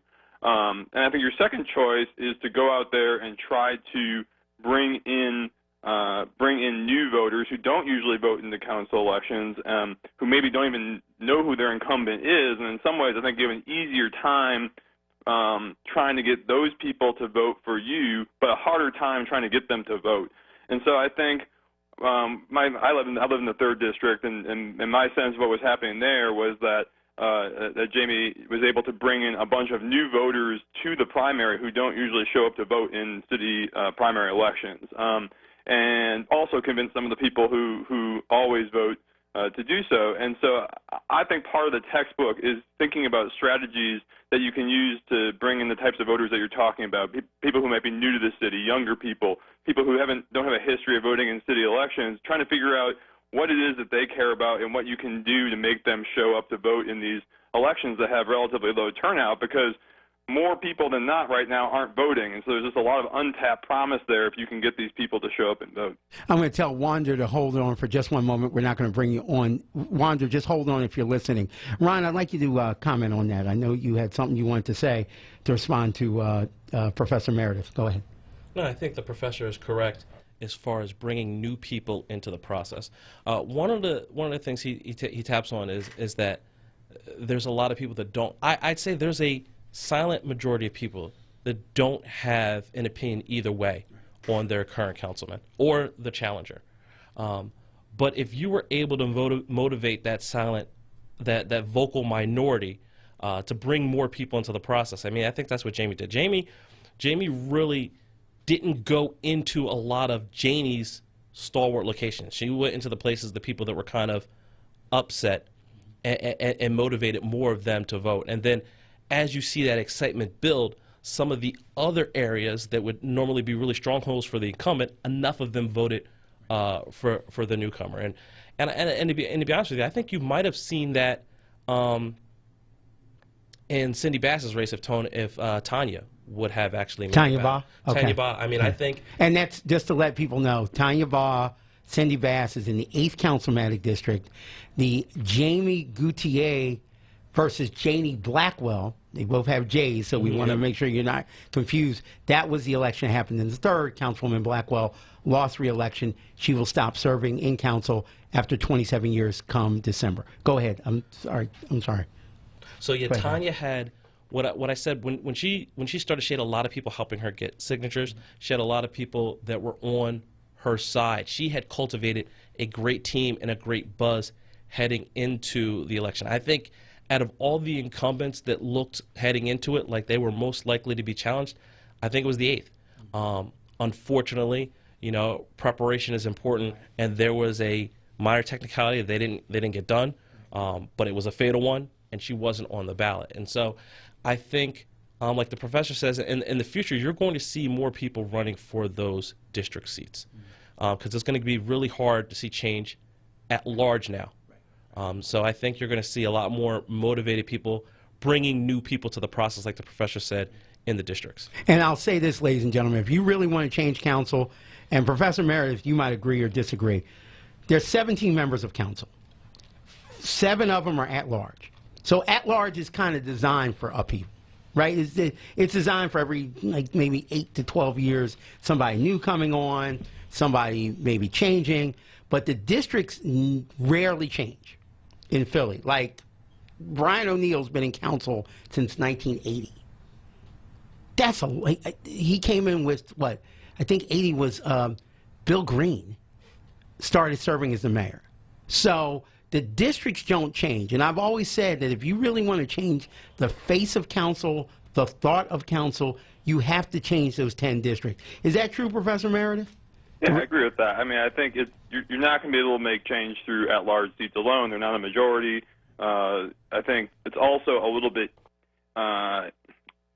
easier sometimes to keep a hold on your district seat just because you have to find someone from within the district who's a credible challenger.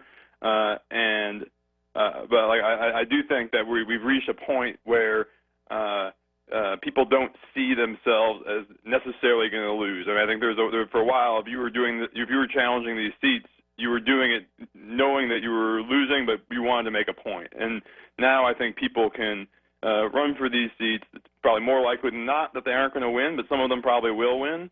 And I think more of them will continue to win as they learn about the technicalities, the things that they have to do to make sure they're on the ballot, the ways that they can get these signatures so they can get on there in a more cost-effective way and without taking out too much time from their own lives. So I think that's right, that in order to get change, it's going to have to happen through the districts, and now I think people are seeing the path for how you do that. I'm going to give people a piece of advice if you run, okay? And I'm telling you from the Vince Thompson School of Knocking on Doors. If you're going to run for an office, know what ward and divisions are in your district, okay? That's important. If you're running for city council, know exactly what's in it. I'm going to give you another piece of advice, okay? Go to the city commissioner's office and get what's called a street list. A street list is something that tells you every voter and the address of every voter in your district. So you know if you go to 1234 Johnson Lane, these are the 4 people that are registered to vote at that home. You knock on that door and you get those people because you know they are registered to vote. You may go to a rec center, you may go to a shopping mall, and somebody may sign that form and they're not registered to vote. They're not registered to vote in your district. That's just a free piece of advice, folks. So I'm telling people, if you're going to run for election in Philly, do your homework ahead of time. There's software that helps out with that. Okay. Right? There's software out there that I didn't know about this. Someone had to introduce me to it. It will show you, here's a person that has a 75% chance to vote, a person that has a 95% chance to vote. You know, here's how many times they did vote in the past. So who's registered but never voted that you can get out there. So there are actually people out there. It's very not so cutting edge as far as like user friendly, but there's software out there that can actually help you segment that a little bit easier for your mailing list and for your door knocking. So you're right. You have to get a hold of those lists some way. I did the same thing you talked about. I went and got the street list until someone said, hey, if you spend $500, you can get one that you can segment that someone's already done for you that you can go through a little bit easier. But in case you don't have that $500, yeah, that's the cheapest way to get it because everything is free. Yeah, the street lists are free. And street lists are free. We're going to go to the phones right now. Wonder is giving us a call. Wonder, thanks for holding. You're on the Political Source. Yes, I'm Vince Thompson. Thank you for taking my call, and this is a beautiful show you have here. I'm glad they have time for you to have this. Thank you. Appreciate it. And thank you, and to your guests. My concern is this. I did media outside of Philadelphia, and I always thought what affects Philadelphia affects me, the suburbs. And, with 40% of black votes and no one turns out against a mayor that I have heard down from media that they didn't like. They didn't like the taxes. They didn't like the way he's bringing in all these contractors from New York, and didn't turn out and vote against him. And evidently, the great black hope is not Anthony Williams, because this is his second time, and he has not, this has been a great time for him to disturb, to become mayor. And I'm wondering, that third person that ran, did that take a lot of votes from Anthony Williams? No. No. I know Alan Bukovitz. No. Alan Bukovitz, okay, I'm glad that you brought that up because I actually did those numbers before we got it. Let me tell you this, and Professor Meredith, this might be something that's interesting to you as well. Jim Kenney in this election got 131,930 votes. Anthony Williams got 48,012. Alan Bukovitz got 17,219. So even if you added up both Anthony Williams and Alan Bukovitz's numbers, they weren't anywhere close to catching Jim Kenney. All right? And in the primary of 2015, Jim Kenney got 130,755 votes. So Kenney got 1,155 more votes in this primary than in the primary 4 years ago. And Senator Williams, 4 years ago, got 61,160 votes. So Senator Williams got 13,000 less votes this year than he got 4 years ago. And there were more people running in 2015 than were running in 2019. There were 6 people running in 2015 and only 3 people running in 2019. So I can tell you, Alan Bukovitz, and I'll say this because Alan's a friend of mine and I respect him, Alan had no shot at winning mayor. Not one shot at winning mayor. If he couldn't win his reelection to city controller, he sure as heck wasn't going to win mayor. Amazing. Thank you for taking my call. Oh, no, thank you for calling. Again, you're listening to The Political Source here on Word Radio, 96.1 FM and 900 AM. I'm your host, Vincent Thompson. I'm being joined here in the studio by Ron Adams. He ran for the Democratic nomination for the 4th Council District against Curtis Jones in the May 21st primary. He did not win, but politics is in his blood. I can hear that, and there'll probably be another political run I'm covering of his in the future. And we're also joined by the University of Pennsylvania political science professor Mark Meredith. Mr. Meredith, let me ask you, looking ahead to the election of Mayor Kenney and a new city council, what do you expect to see in this council and Mayor Kenney in 2019? A good example, in 2020, a good example. I don't see the soda tax being repealed. Never thought it was going to happen. I definitely don't see it happening in 2020. But I also think that it could, since Jim Kenney won't be able to run for re-election, it could set up an interesting mayoral primary in 2023 where you could have multiple females running. Maybe Alan Dom has been talked about as possibly running. What do you see in this next council and next mayor's transition? I mean, I agree with you that there's no way that the soda tax is being repealed in the short term. It's just too hard once policies are put into place to undo it. It'd be one thing if they had to pass it anew in the new council. It's possible they wouldn't be able to pass it again. But given that it's already in place, I just think there's no way that it's being dismantled right now. But I think you make a great point about what does the future look like. That right now there is no clear heir apparent to Jim Kenney, and that lots of people are going to want to be lined up to do that. Probably lots of people who are on the council right now. And so I think what you're going to be seeing is a lot of people doing things to try to make themselves better known, because there isn't that many people on the council. There aren't that many people on the council right now who are that well known to the broader public in Philadelphia. And so I do think that you will see individual council members that have aspirations potentially for running for mayor trying to stake their claim to certain issues and policies and make their name known more broadly in the Philadelphia community. And when we come back from this commercial break with University of Pennsylvania political science professor Mark Meredith and Ron Adams, I'm going to ask them to look into their crystal ball and tell me who they think will run for mayor in 2023. I'm going to throw out some names right now based upon my knowledge.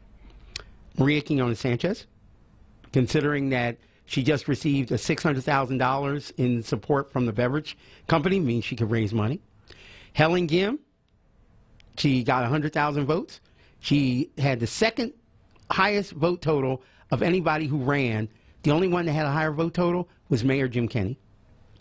Alan Dom, city councilman at large. He's a multimillionaire, so he could self-finance his own campaign. And I'm going to bring into the mix 9th District Councilwoman Sherelle Parker. Those are just my 4. I'm thinking off the top of my head. I'll see if Professor Mark Meredith has something different. Maybe Ron has something different. And we'll also take your calls here at The Political Source, 215-634-8065 or 1-866-361-0900. Don't sleep on Helen Gim now. Don't sleep on Helen. We'll be back in just a moment. Reality check. Reality Check, hosted by Charles Ellison, Monday through Thursday, 4 p.m. till 7 p.m. right here on Word Radio, 96.1 FM and 900 AM WURD. Streaming live on WordRadio.com.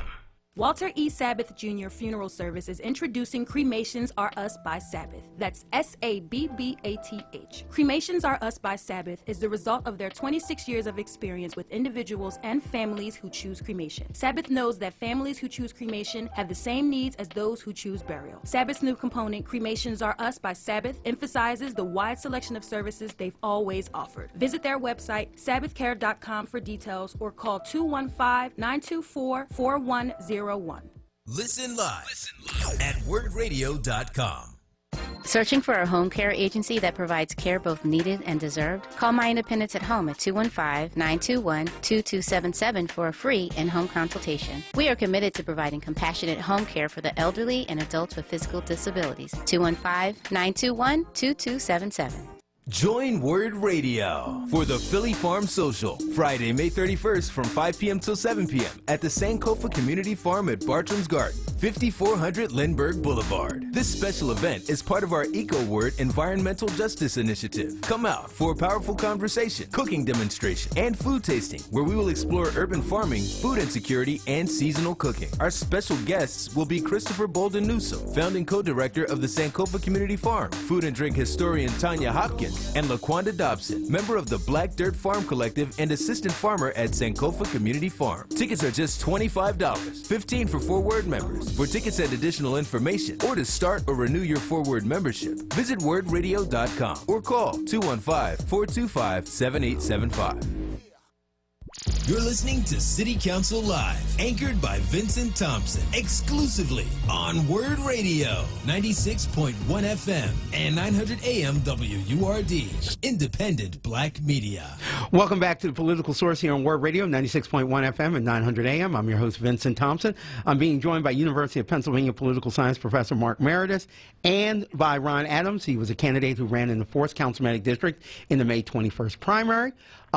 Okay, before I went to commercial break, I asked Mark to tell me who he thinks might be candidates who may run for mayor in 2023. Yes, ladies and gentlemen, I know you're saying, darn, Vincent, we just got done with a mayoral election a week ago. Why are you already speculating to 2023? Let me tell you, in politics, they are already speculating to 2023 in Philadelphia.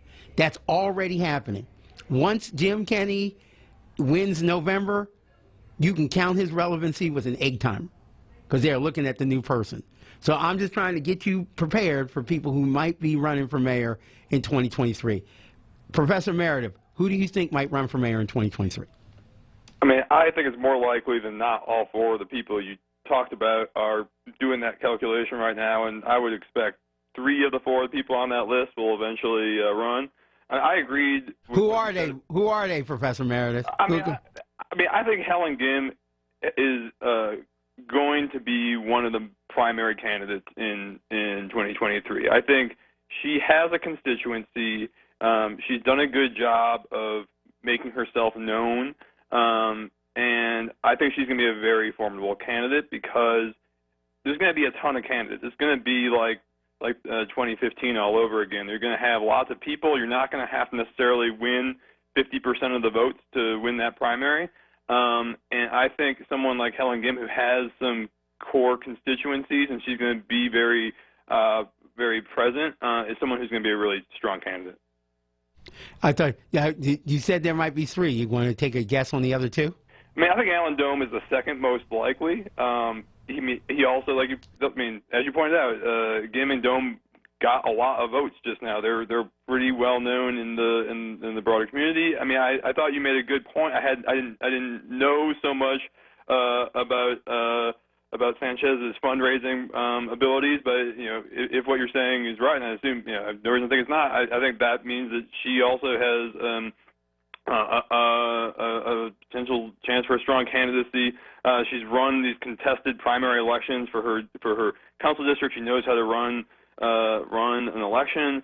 I think your point you made earlier is right, that it seems like it might be time for a female mayor, and I think that might be on people's minds when they're thinking about who they want to support. And I think the important thing I just want to let people know is that the soda industry spent $600,000 to like get mailers out for her, that kind of stuff. She didn't raise that money, Got it. but they spent that money. So I would not be surprised if those same people, if she decided to run in 2023, would be like, okay, let me have our people run a direct check. And also, as you know, now political folks, district council people and others, they need that kind of PAC money that supports them. You used to never hear about a PAC for a council race. But now you're hearing about political action committees, helping candidates for city council. That's in large part how Jamie Gutierrez won. Philly 3.0 spent $300,000. You spend $300,000 in a district council race, that's like spending $1 million in a district council race. So I'm thinking just because of those numbers as what I've seen. But, that's why politics are like sports. That's why they play the game. So what I say today might not be true 4 years from now. Ron, having you put on your look into your crystal ball, who might run for mayor? It's funny when you talk about people writing those checks for the beverage tax. If you actually look at the campaign finance report, it's not people. It's just Dr. Pepper, Coke, Sprite. No, seriously, I looked at it just out of curiosity. It's like not a person. It's just everybody who makes soda, Red Bull. They just throw it out there, right? Those are the people funding that. You know what? I think, including your names, I think one of the things you're seeing happening across the country, and it's trickling down to Philadelphia, is there's going to be a complete outsider that's running, somebody that's like a political activist that has a name. Now, off the top of my head, I'm not really sure if this person would necessarily be available to run next time, but like a name like someone like Malcolm Jenkins for the Eagles that's really involved in the community, that's like a political activist that has a name.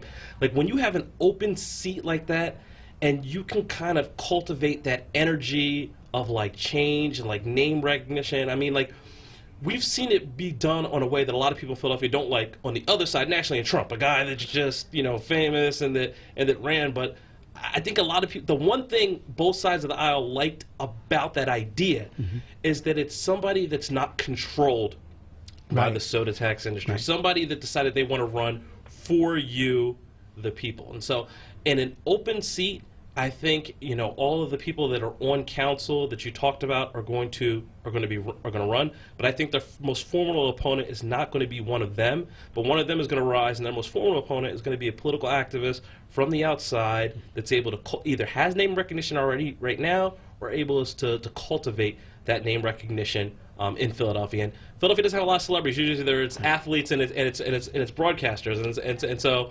Well, I'm glad you brought a broadcast, but let people know I'm not running. Okay, there will not be a Vince Thompson for mayor in 2023. There'll be a Vince Thompson questioning a mayor, hopefully, in 2023, but there won't be a Vince Thompson for mayor. There just will not be.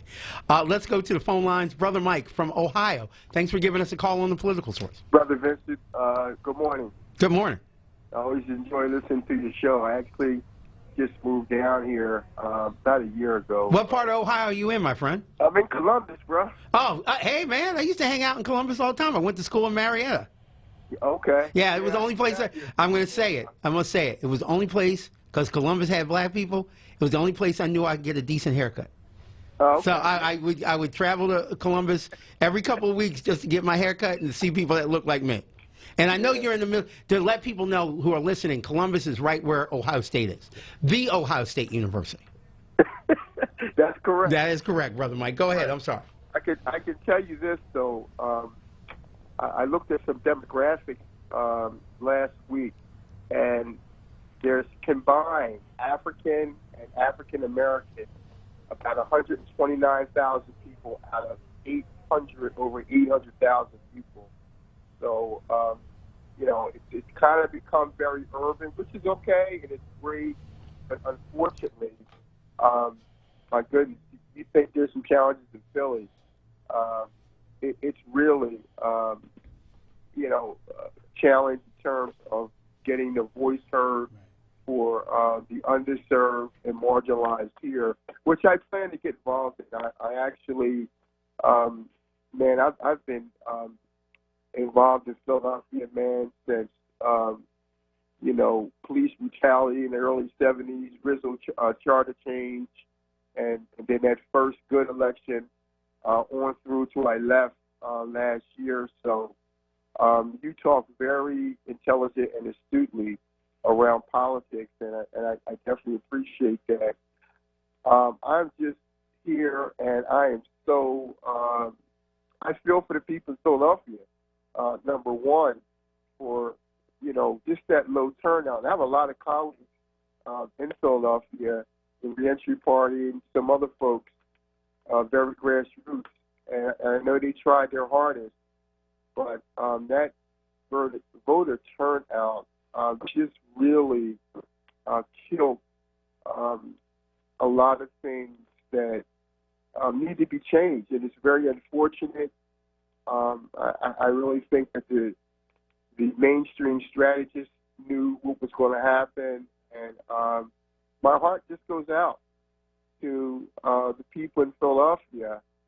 I think you said one of the young men you have on the show ran against Curtis Jones. Is that correct? That's right. Ron Adams ran against Curtis Jones just a couple of days ago. I would say to you, I don't know too much about you, and I would have to do some background on you, but I've known Curtis Jones, or I've known of him for a very long time. I really, I don't like his politics or none of city councils as of the last 20 years, and it's unfortunate. I think you have to be real aggressive, and I'm not saying you were, but don't be intimidated by him at all. I think if you're a real clean guy and you're real honest with the people, you're just really aggressive and don't stand for any of his nonsense, I really think that you can, take that seat, because himself and a bunch of council folks down there have really not helped the poor communities, the marginalized communities, and they had an opportunity to, not just to stay specifically focused on that, but they just had an opportunity, and they continue to have an opportunity to help so many folks there in my city who need help. And, again, I want to thank you for this forum, and I just pray that you continue to, communicate the importance of folks getting out, talk to the intelligent, and humility that you always do. Things have to change there, and I do. The other gentleman with you said that it should be a black woman, and not just because she's black, but the black women in Philadelphia are very, very strong. Some really strong black women there.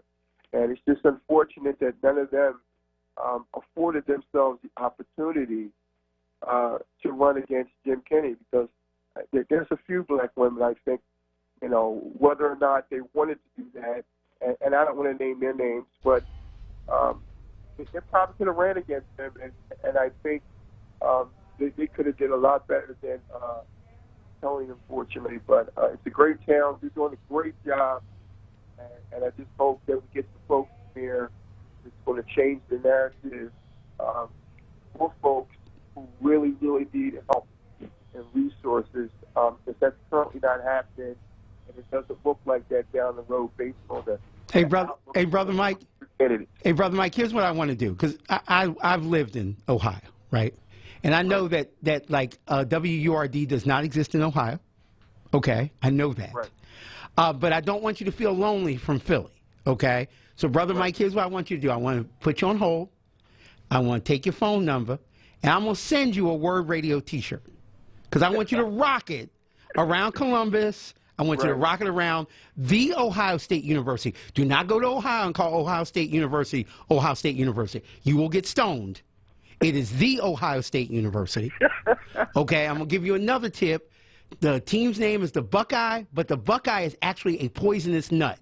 You cannot eat a Buckeye. Okay. Don't. If they give you one, don't eat one.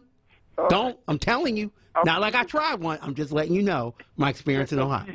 Okay? So I'm going to have you go on hold, Brother Mike. I'm going to get your phone number. As soon as I get off the air, I'm going to call you, get your address, going to get your size. I'm going to make sure you got a Word Radio T-shirt so that you can rock it in Columbus. It'd be my honor, brother. All right, man. Thank you, brother. Appreciate it. Again, you're listening to Philadelphia. I was about to say Philadelphia City Council. So used to saying Philadelphia City Council. I almost forgot where you are listening to The Political Source. This is the show that we have when there is no City Council. Again, City Council is off today. We will City Council will come back again on June the 6th at 10 a.m. So we will broadcast from City Council on June 6th. 3 final sessions before we're off for the summer, June 6th, June 13th, and June the 20th. After June the 20th, we won't come back in the session. We, being the council, won't come back in session until sometime in early September. But we will continue to have the Political Source show here throughout the election. One other thing we're letting people know is that we are going to be doing a lot of coverage of Netroots Nation. Netroots Nation is a major gathering of kind of the most liberal folks in the country.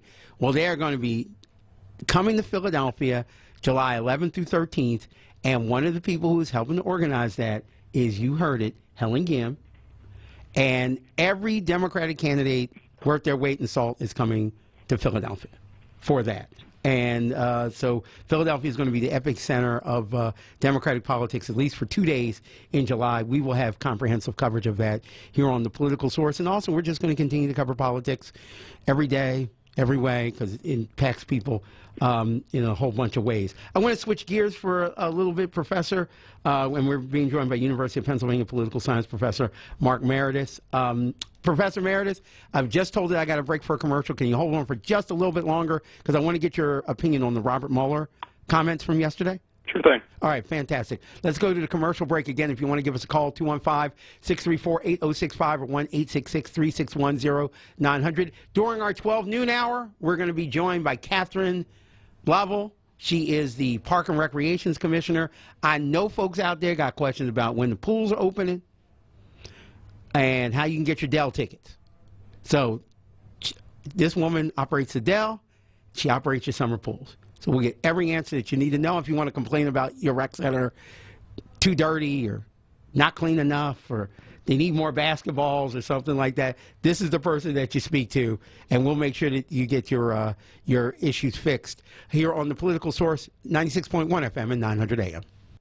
AffordablePhillyPainters.com. Commercial painting. Hi, my name is Umar the Painter, but I also specialize in bed bugs. Call me for an affordable quote. 215-807-9298. That's 807-9298.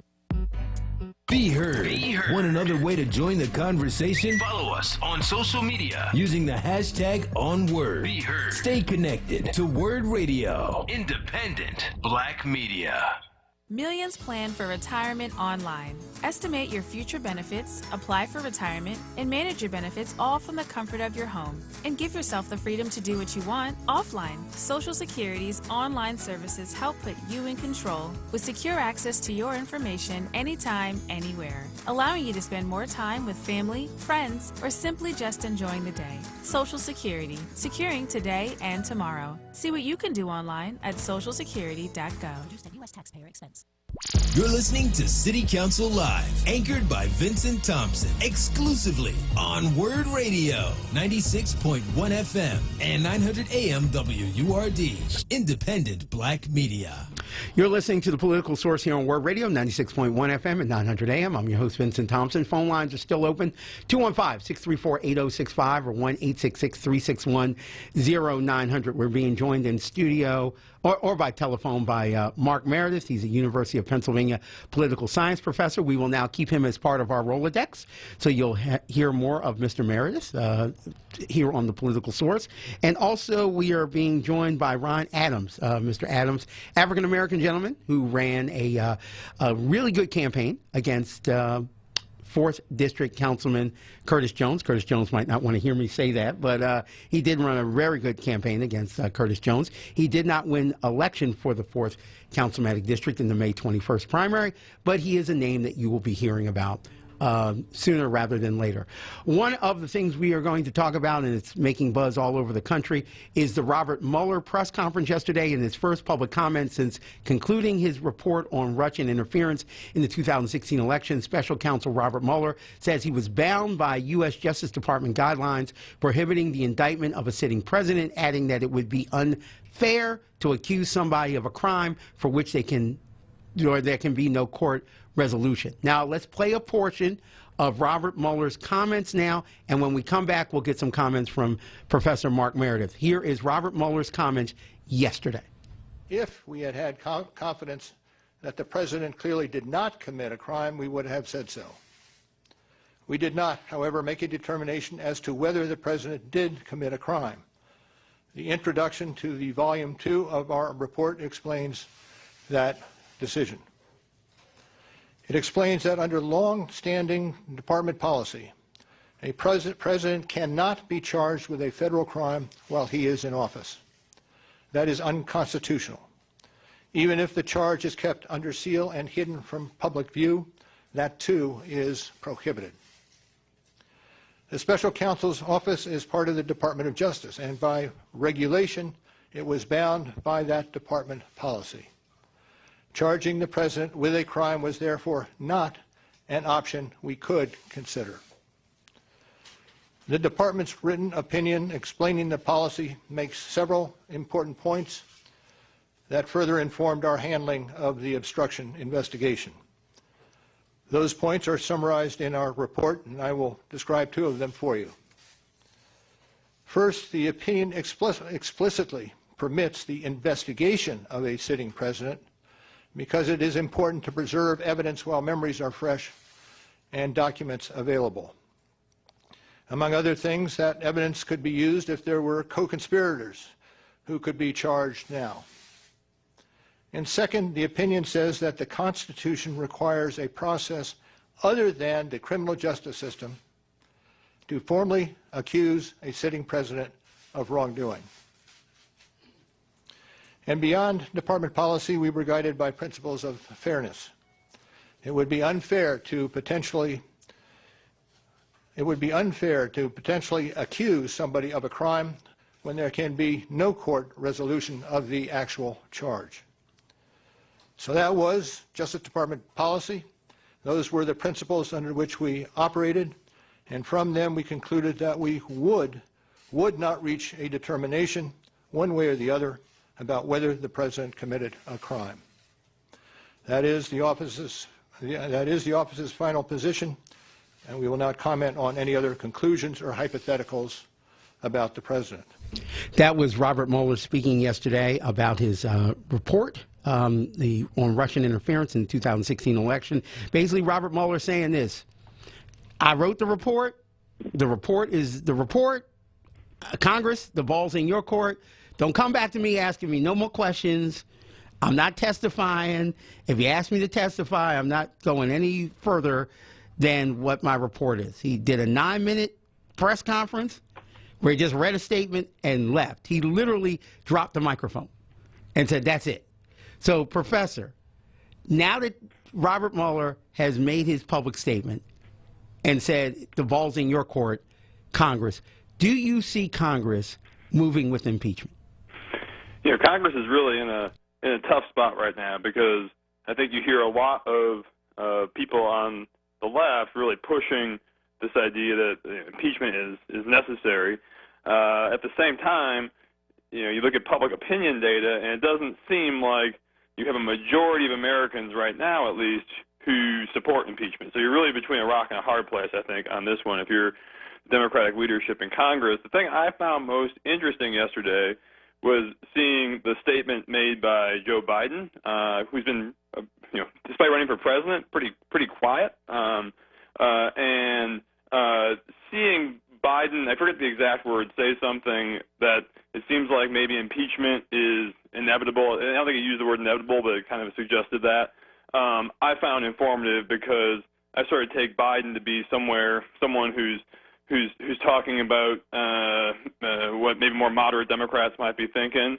And so seeing Biden say something that suggested maybe we might be moving towards impeachment, I think made me think we might be more likely moving towards impeachment than I thought going into the day. But as a political science professor, does it make sense to have impeachment when the Democrats in the House will probably agree to impeachment, but it will have a roadblock in the Senate? And doesn't it make more sense, if you're trying to get rid of Donald Trump, to put all your eggs in the basket of getting people out to vote in 2020 than doing this impeachment that could backfire? You see what I'm saying? I'm like, if you know you're not going to win the... what's your opinion? What's your thought about that? Yeah, I mean, you're absolutely right that we know, at least given the current facts, how this impeachment process is going to play out. Even the Democrats in the House impeach, there's almost no way right now, at least, we can anticipate he would be convicted in the Senate. And so, yeah, if you're someone whose primary goal right now is to get Donald Trump out of office as fast as possible, what you're thinking about is how will moving forward with impeachment affect the chances that Donald Trump wins re-election in November 2020. And I think you have things moving in both directions. On one hand, at least right now, you're going to be doing something that doesn't seem like a majority of the public is supporting. And so by that measure, that seems like it might make it even more likely that Donald Trump gets reelected. I do think there's the counterforce, which is if Congress moves forward with impeachment, it will grant them some additional powers that they could use to do some more investigations of Trump. And who knows what those investigations may or may not turn up. But I think that is exactly the calculation that if you're thinking in the way you are, probably the Democrats, and I'm guessing the Democrats in Congress are thinking too, is they're sort of weighing these considerations and thinking which is the best option. And I do think there's a case to be made that the most likely way to get Donald Trump out of office the quickest is to do nothing right now. Same question to you, Ron. What's your thought about impeachment? Do you think it's going to happen? And I would be curious, when you were knocking on doors, people in the city, they weren't thinking about impeachment, right? They were thinking about bread and butter issues. Yeah. I mean, but they were thinking about national politics. You would think running for city council that you would be asked about, potholes exclusively or, councilmanic prerogative. But I was asked about sanctuary cities and the wall and things of that nature. And so I tend to think like you that if you're going to defeat Donald Trump, it needs to be done at the ballot box. It's the only thing that makes sense. However, I think the Democrats are already behind the eight ball with the economy, and I think it's twofold. You need a really strong candidate to bring people out, and I think in the end, I think after what I seen yesterday with Mueller is that they're actually going to move forward with impeachment. And I would have said the exact opposite before yesterday. But I think they're going to go for the Hail Mary pass that, as the professor said, something comes out in the investigation, that something comes out throughout that whole process. They know they're not going to impeach him. But it was the same thing that happened in Clinton. It basically neutered him for the election campaign of Al Gore. He couldn't go out there and campaign for them. He was kind of cut down by that. And so the only hope right now is that you can cut Trump down so that whoever comes out of the Democratic nomination, by comparison, you're motivating more people to vote through this than you are demotivating people to vote. But it could go either way, but I think they're going to go for it. Let's get some final thoughts from both gentlemen, University of Pennsylvania political science professor Mark Meredith and Ron Adams. Ron, final thoughts from you. And also, if people want to get in contact with you post-election, how do they do that? Is there an email? Are you keeping up your campaign website? What are you doing? So, I mean, yeah, definitely. There have been people that have contacted me just like on Facebook. My Twitter is Ron J. Adams. You can contact me on there. Follow me, direct message me there, Facebook, or through email, rja733@gmail.com. A little bit slower. A little bit slower. RJA. Right. 733. Okay. @gmail.com. But for interaction purposes, I would say if you look up Ron Adams on Facebook or @Ron J. Adams on Twitter, I'm very active on both. Yes, he is. And Professor Mark Meredith, if people want to get in contact with you, how can they do it? Is there a website for you, email address? How can people contact you?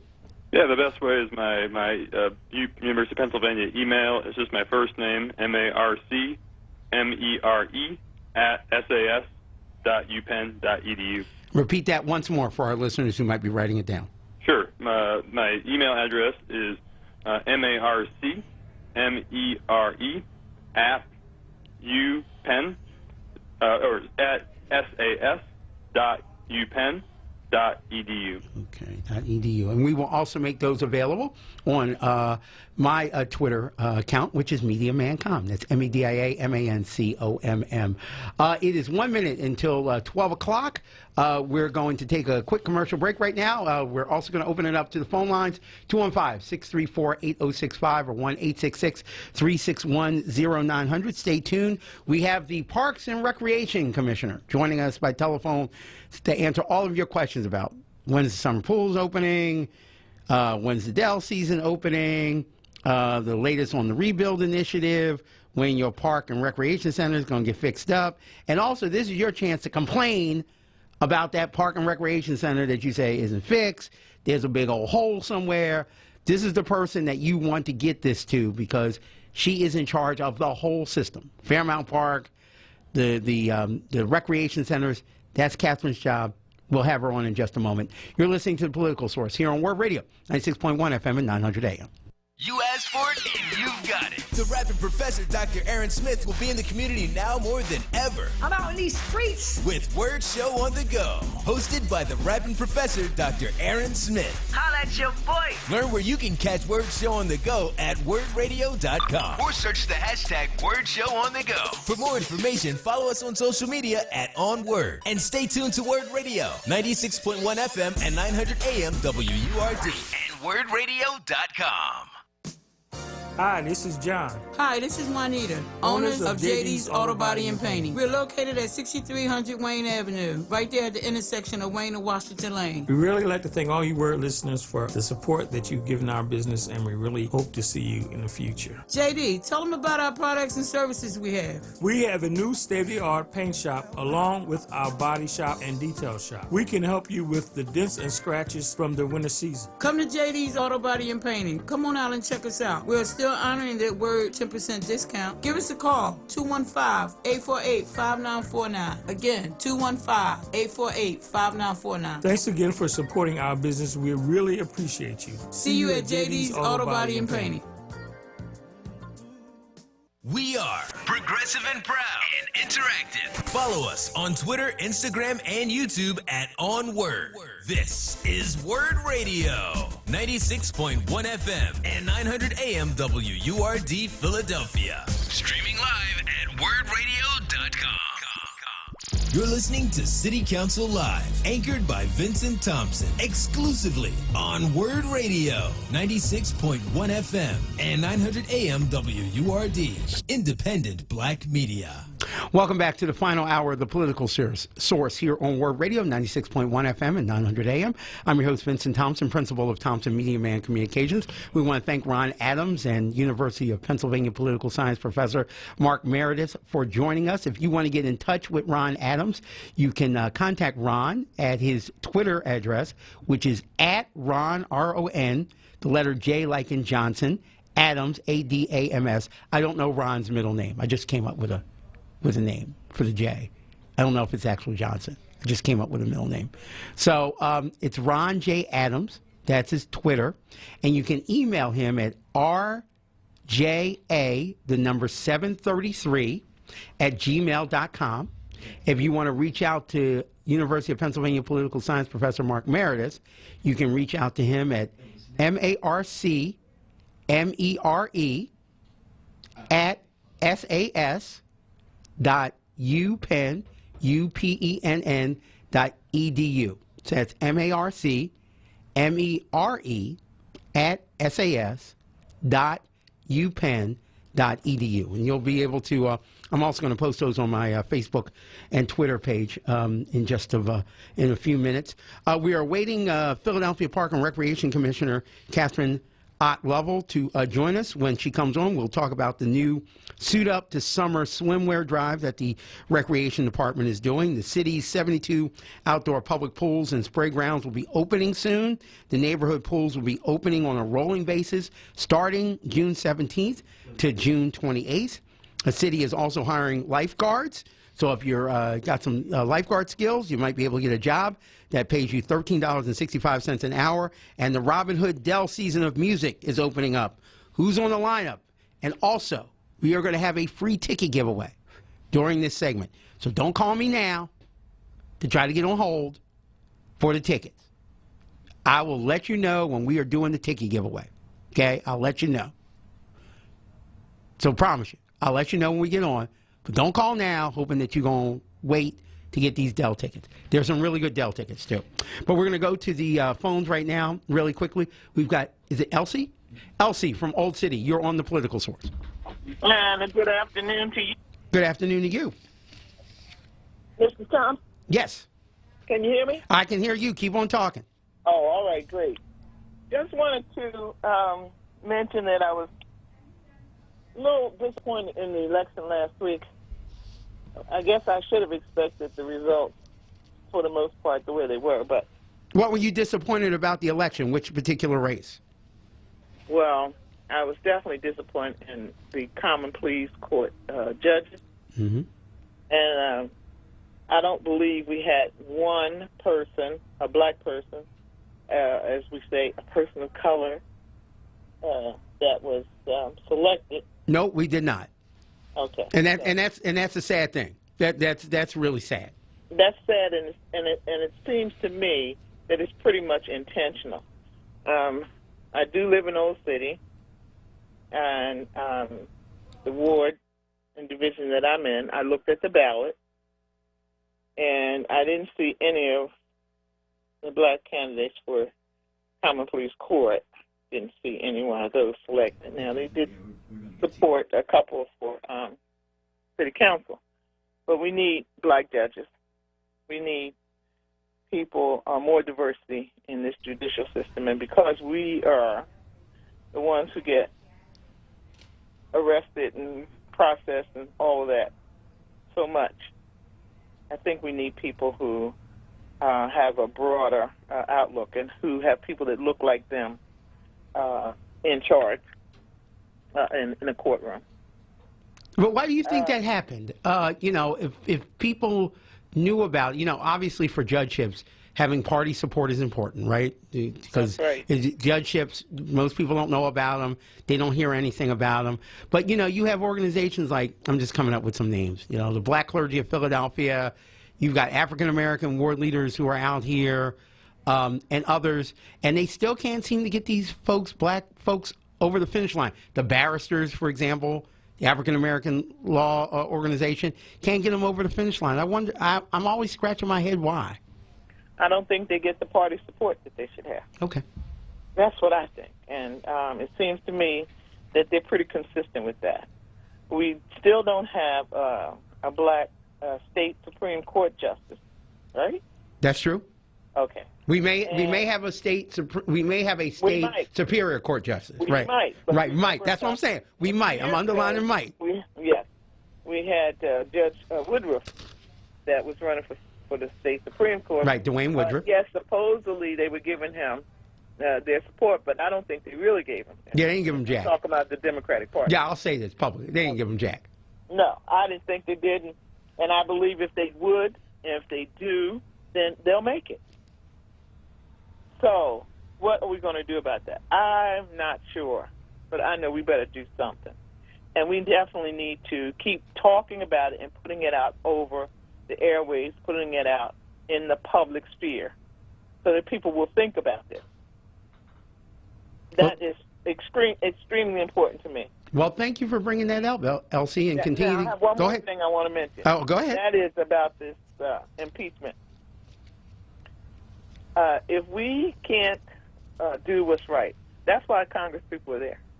They're the last body. They're the body that can do something about upholding the law.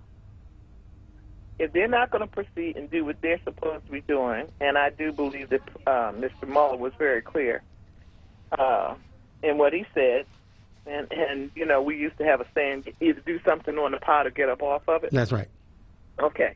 So thank you for editing that. I appreciate it for radio. Yes.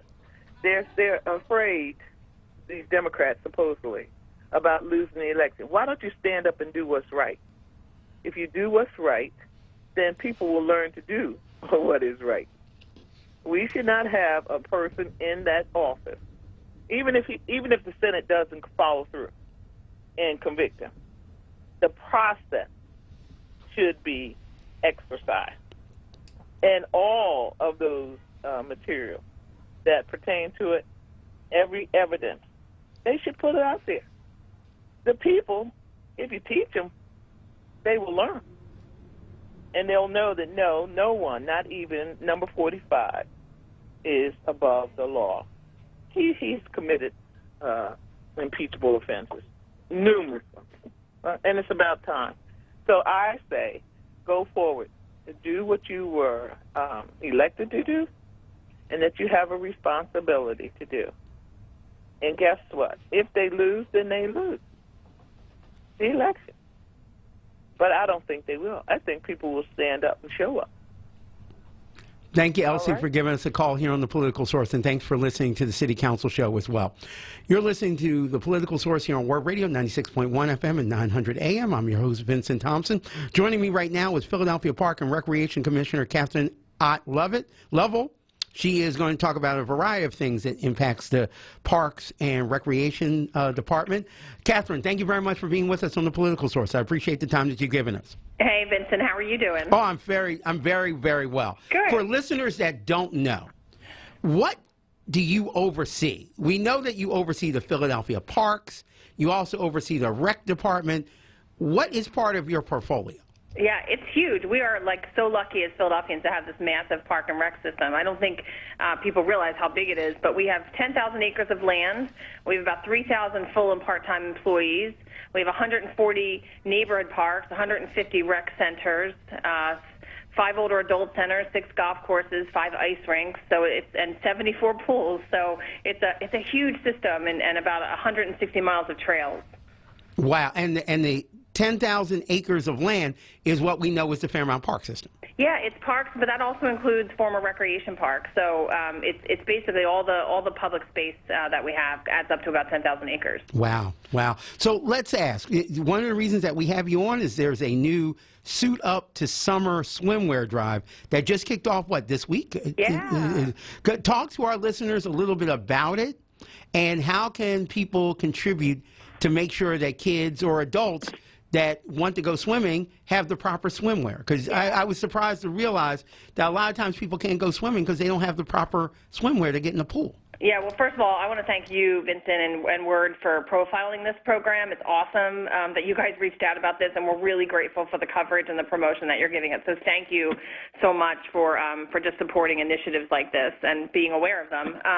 This program is called Suit Up for Summer, and to be honest, a few years ago, when I first started in this job, maybe 2 summers ago, I was traveling around to rec centers and meeting with rec leaders and talking to folks in the rec center, and it was summertime, and I was really surprised at one center that I went to specifically called Waterloo in West Kensington that the rec leader unfortunately had to turn some kids away because they were in you show up at the pool and you show up at the playground, you want to swim in the pool, but you're wearing shorts and underwear and you're not wearing appropriate swimwear, and it's our policy, which is an important policy, that kids have to be in swimwear, appropriate swimwear. And so it made me think, I wonder how often this happens. And so I started to talk to other rec leaders and realized that this is a real barrier. We're a city with 25, 26% of our population living in poverty. When winter comes around, you see all these folks doing coat drives and mitten drives and hat drives, and yet the truth is that sometimes the last things that parents can think to spend money on is new swimsuits for their kids, and kids grow quick, So we decided that, some local rec leaders were already collecting things themselves, taking the initiative to, go to places like Old Navy on Dollar Flip-Flop Day and stocking up to have bins in their rec center so kids, could come and pick out what they needed to go swimming. And we thought, well, why not make this a citywide initiative, get some promotion around it, and let people know what the needs are and see who responds. And the response so far has been tremendous. We're collecting youth and adult-size bathing suits. All the stuff is going to go to kids, but know that some of our kids are in adult sizes, so we're collecting all new items with tags only. Youth and adult size bathing suits, swim diapers, very expensive. I have 2 little kids. They are so expensive, and we want our little ones to be able to swim with their parents too. We're collecting flip-flops, beach towels, and goggles. Flip-flops are important because kids show up at the pool, they're in sneakers, they go in the pool, nobody wants to put their sneakers on after they're wet, so then they walk around the pool in bare feet, and that's not how I would want my kid walking around pools, so flip-flops are really important too, and we have 6 different locations around the city and 6 different neighborhoods where people can drop off this new swimwear, and then we're going to distribute it out to all of our sites in time for pool openings, believe it or not, in just less than 2 weeks. So when is the deadline? If people want to contribute this Suit Up to Swimwear swim drive, where can they donate the material? And when do you need all of this stuff by? I imagine it's going to be rolling. So, like, if the deadline's over and it's July and somebody wants to give you a new pair of swim trunks, you're not going to say, no, we're not taking them. So we're not going to flip the switch off on this anytime. We're going to take stuff as long as people want to give it. So the donations can be dropped off at one of these 6 locations, either at Parks and Rec Center City headquarters called the One Parkway Building, 1515 Arch Street, in West Philadelphia at Carousel House, in Northeast Philadelphia at Ramp Playground, in Northwest Philly at Kendrick Rec Center, in South Philadelphia at Gearin Rec Center, or in North Philly at Athletic Rec Center. And the drop-off times are Monday to Friday between 2 and 7 p.m. And there's more information on our website, which is phila.gov/parksandrec. And we will also have an attachment to your information on our Facebook and Twitter page, and I'll also put it on my Twitter account as well. So when, if you started collecting this stuff now, when do you want to get all the stuff collected, all the new swimwear? So, ladies and gentlemen, I just want to make sure she's asking for new swimwear, not used swimwear. So don't take stuff out of your drawer, and just hand it over to the rec department. That's not going to happen. Yeah, we definitely want new swimwear, and we'd like to get it out at the centers, at the pools as soon as possible. But kids use our pools throughout the summer, so we'd love to get stuff now and then also be able to restock up midsummer, which is why we're not going to end the swim drive. I also want to mention, Vincent, that there's a huge crisis that we have in this country around young people, specifically young people in underserved communities and in big cities who are not learning how to swim, and they are over 80% more likely to suffer from drowning or some other pool-related injury, and I can't stress that enough. We are so lucky in Philadelphia to have as many public pools as we have. Other cities, give you an example, we have 74 pools. New York City only has about 30 pools left. So we are so lucky to have this many pools. We have free swim lessons at every single one of our pools. And we want no kid to not be able to know how to swim. We want to provide swim lessons to every kid and no barriers to them getting swim lessons. We want kids to have fun and enjoy the pools, but we would also love for them to learn how to swim. Okay, so what I'm hearing is that any pool in the city offers free swim lessons. That's correct. Even our indoor pools, correct.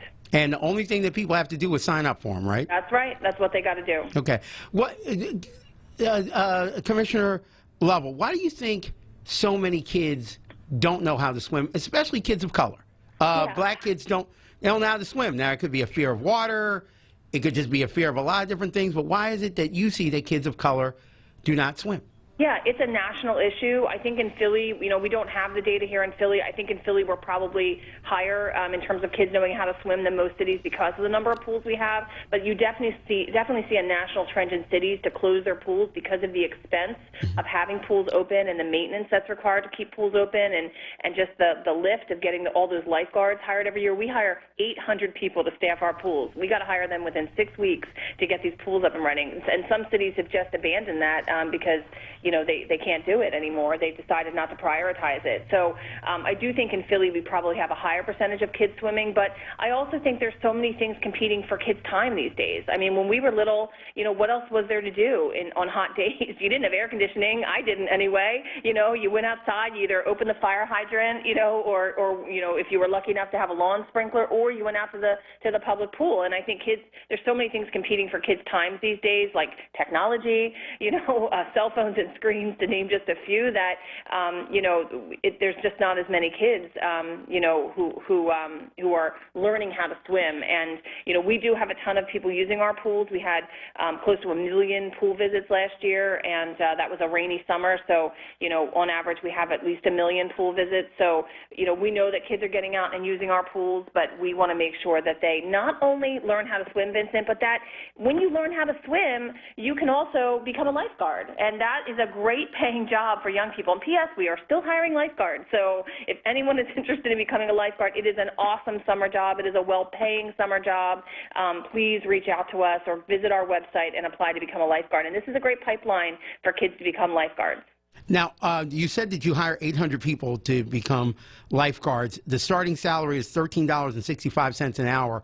Talk to us a little bit about what the rules and regulations are to become a lifeguard. Sure. And is there a sweet spot? Are you looking for like a 16 to 19-year-old, a 16 to 20? What are you looking for? You definitely have to be of a certain age, and I apologize because I don't have the exact age, but I think it's 16 or 17. But that information is on our website. So we're definitely looking for young adults. You do have to have a knowledge of how to swim. But then the good news is that you can come to us for the training, and we're doing trainings almost every day now at our indoor pools, training people how to become lifeguards. There is a cost to take the training class to become certified, but then that certification is good wherever you want to use it for, I think, a full year. So once you're certified, you can use that to work at an amusement park or a hotel or wherever. So you do have to know how to swim, but then we'll be ready to train you on the other stuff. And I also want to say we have had some luck in recent years with retirees. And I know that sounds a little nutty, but I'll tell you what, some of our seniors are some of our best lifeguards. So, sometimes there's somebody who retired maybe from teaching or another career, and they don't want like a full-time job, but they like to be outdoors, they like kids, they like to serve their community. Someone in their late 50s, early 60s, or even older, could be a lifeguard for us, or a pool maintenance attendant. Those are the other jobs. Yeah, that's what I was going to ask. What other jobs, if somebody doesn't want, like say you're a 16, 17-year-old kid, right, and you're looking for a summer job, and you might not want to be a lifeguard, are there other positions available at the city's rec department? Yeah, we actually employ 1,300 kids every summer, around 1,300. This year it will definitely be 1,300. That's through the city's Work Ready program and summer jobs program. Most of those jobs have been filled at this point.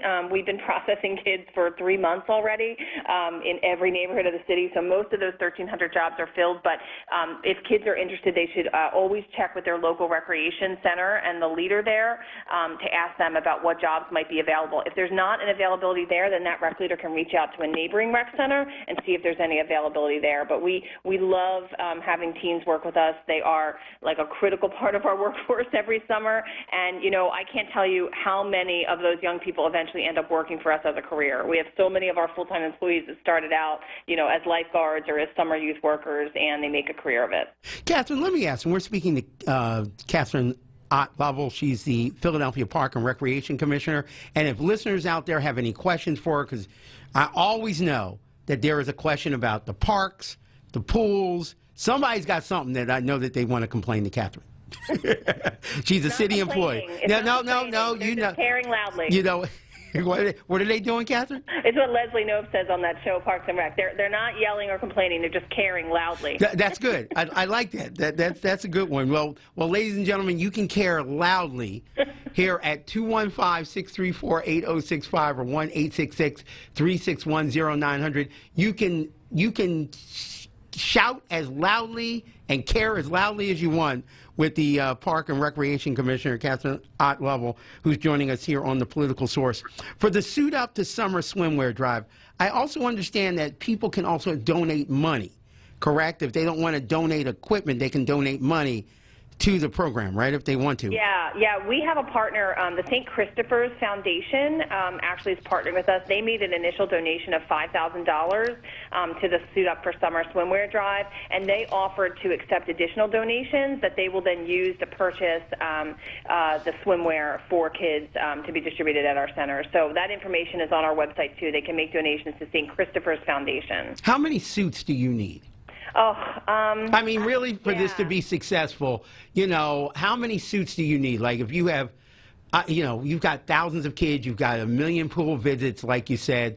Let's assume that that's like 500,000 people. Right, yeah, because each person. I think, honestly, I think if we got 1,000 suits, it would be amazing. I think that would be really, really amazing because that would give, listen, not every center in our system, we have 150 centers. Not every center has this same need as other centers.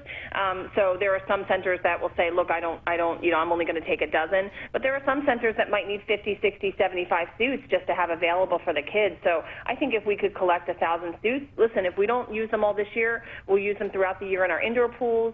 We'll use them when we send 200 kids to Poconos overnight camp this summer for Camp Philly. We can give kids swimwear for that. So we'll definitely put it to great use. I can promise people that. But I think if, you're putting me on the spot, but I would say if we can collect 1,000 suits, that would be I would go to bed really happy. So let me ask, when we talk about these suits, the suit up to swimwear, if a kid gets a suit, that suit is that suit theirs to keep? Yeah. Oh gosh, yeah. I just wanted to make sure. Right. Or a beach towel or goggles, they take that home. Flip-flops, yeah, and hopefully they rinse it out and put it on the next day.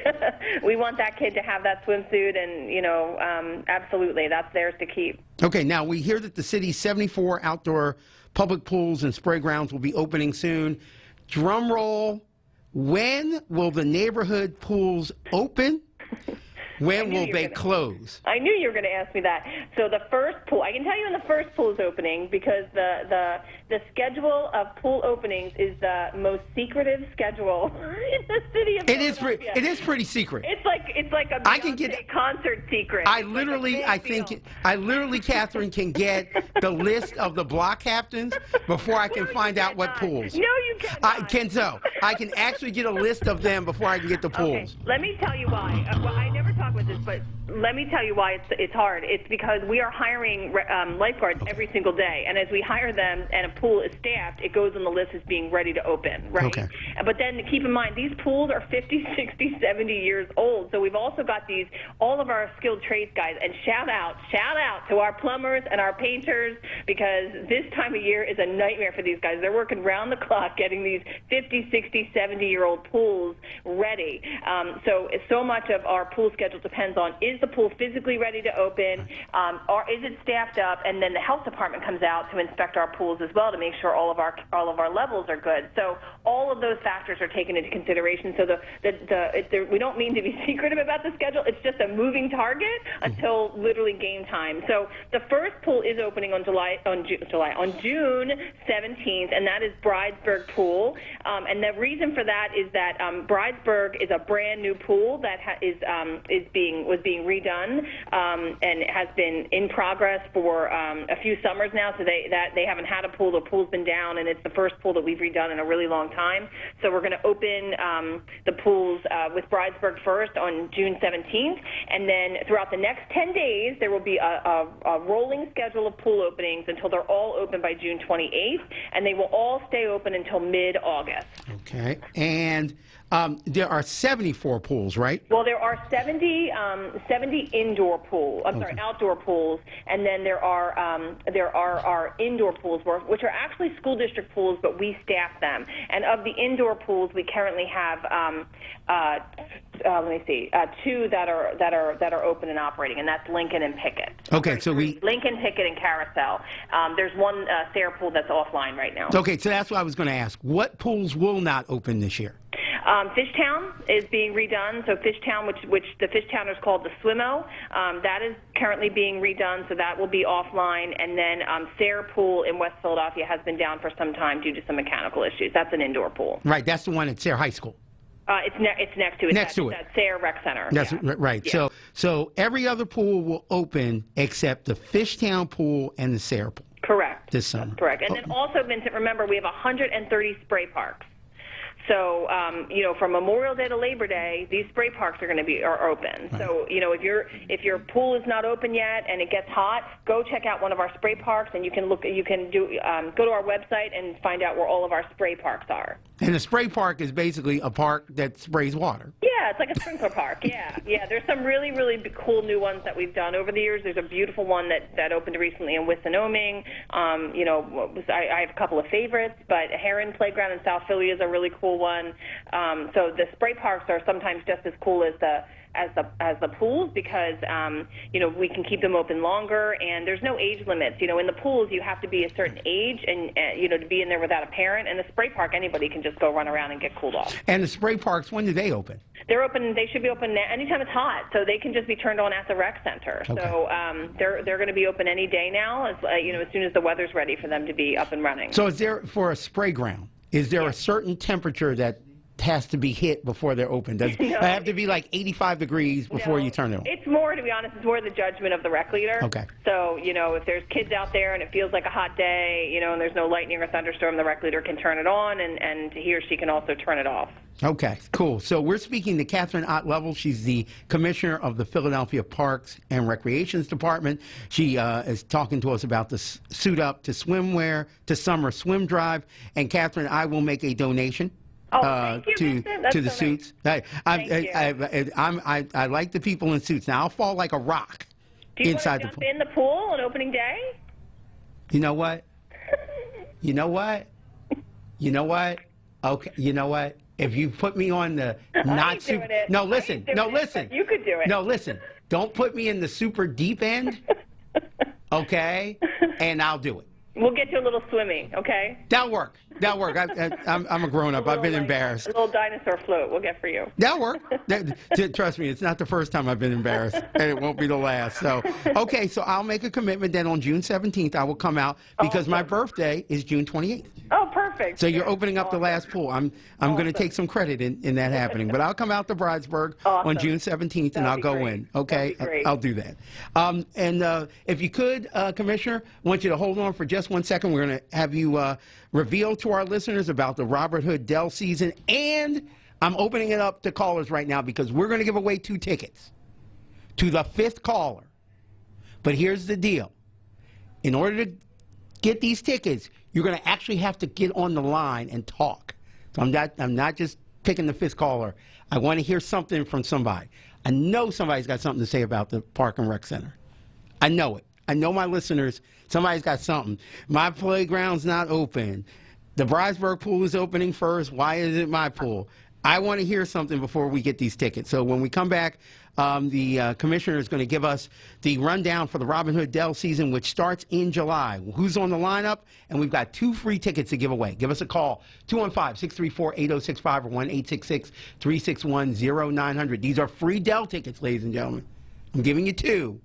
They're really good seats. You always complain that you don't get good seats at the Dell. These are 2 great seats. And the commissioner is doing it. And then also, on June 17th, you can see me on a dinosaur floaty embarrassing myself in the pool. We'll be back in just a moment. The Shamari Show.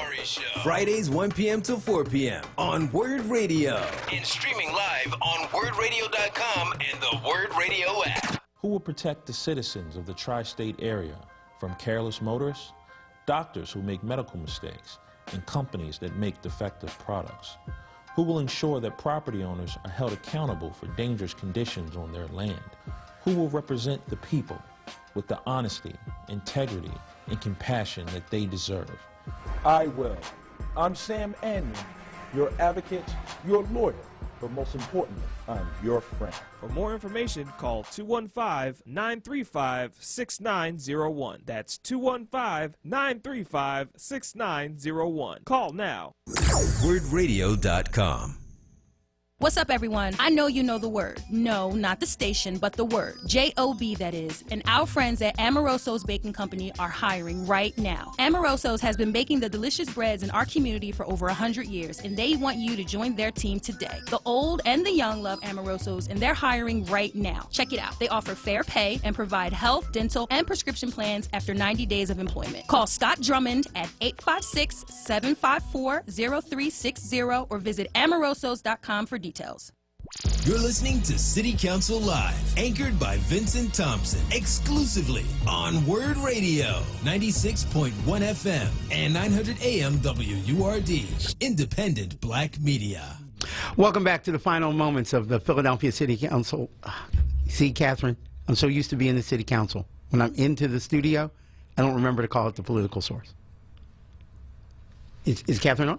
Okay. Catherine, you see, I'm so used to being the city council every week that when I'm not there, I still call it the City Council Live Show. You're listening to the political source when we're not on at City Council. I'm your host, Vincent Thompson. We're speaking to Catherine Ottlevel, who's the commissioner for the city's Park and Recreation Department.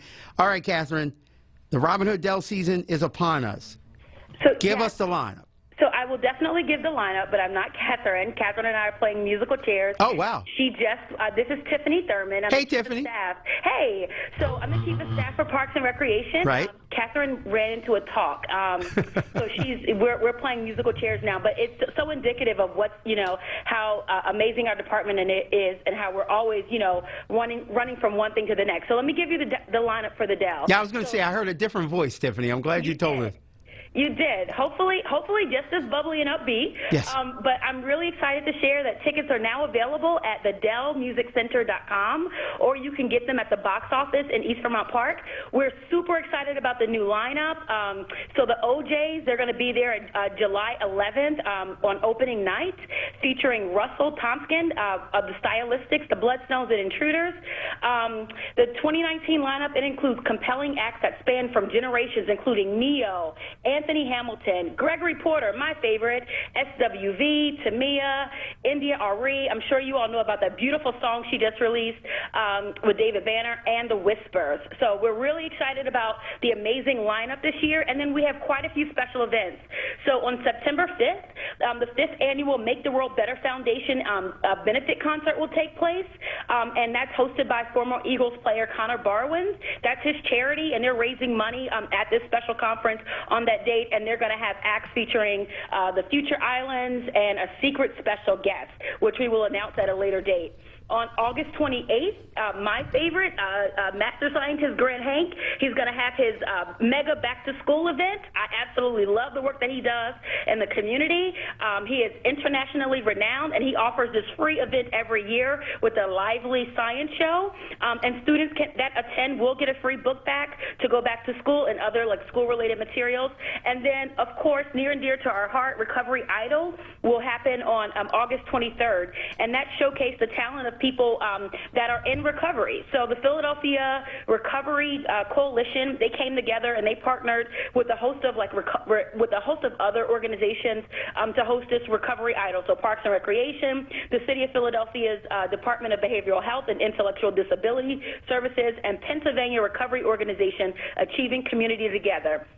So we're really excited about that. And then last but of course not least, because we're celebrating the 10th anniversary of the Dell will be hosting free pop-up music concerts in neighborhoods all across the city this summer. So you can check out more information on the Dell's website, and we'll be coming to a community neighborhood throughout the summer. And we're really excited about that, Vincent. Please do us a favor here at Word Radio. Send us information. We'd like to see possibly how we might be able to partner in some of the pop-ups. You got it.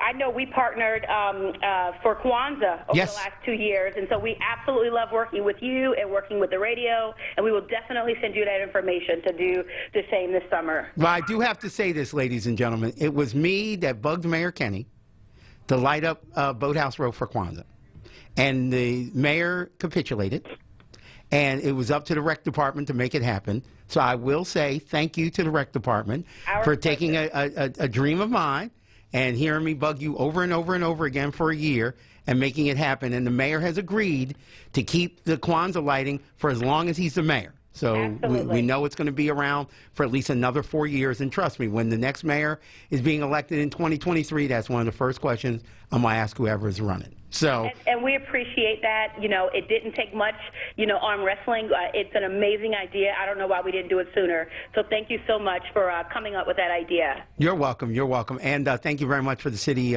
agreeing to it. Again, ladies and gentlemen, we're speaking to the Chief of Staff for Parks and Recreation, an African-American woman.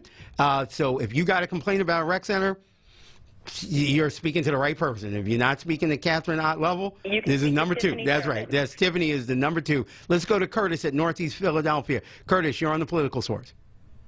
Hey, how you doing? I'm good, Curtis. Yeah, I can hear you. Okay. I'm really enjoying the show. I listen every day. Thank you very much. We appreciate it.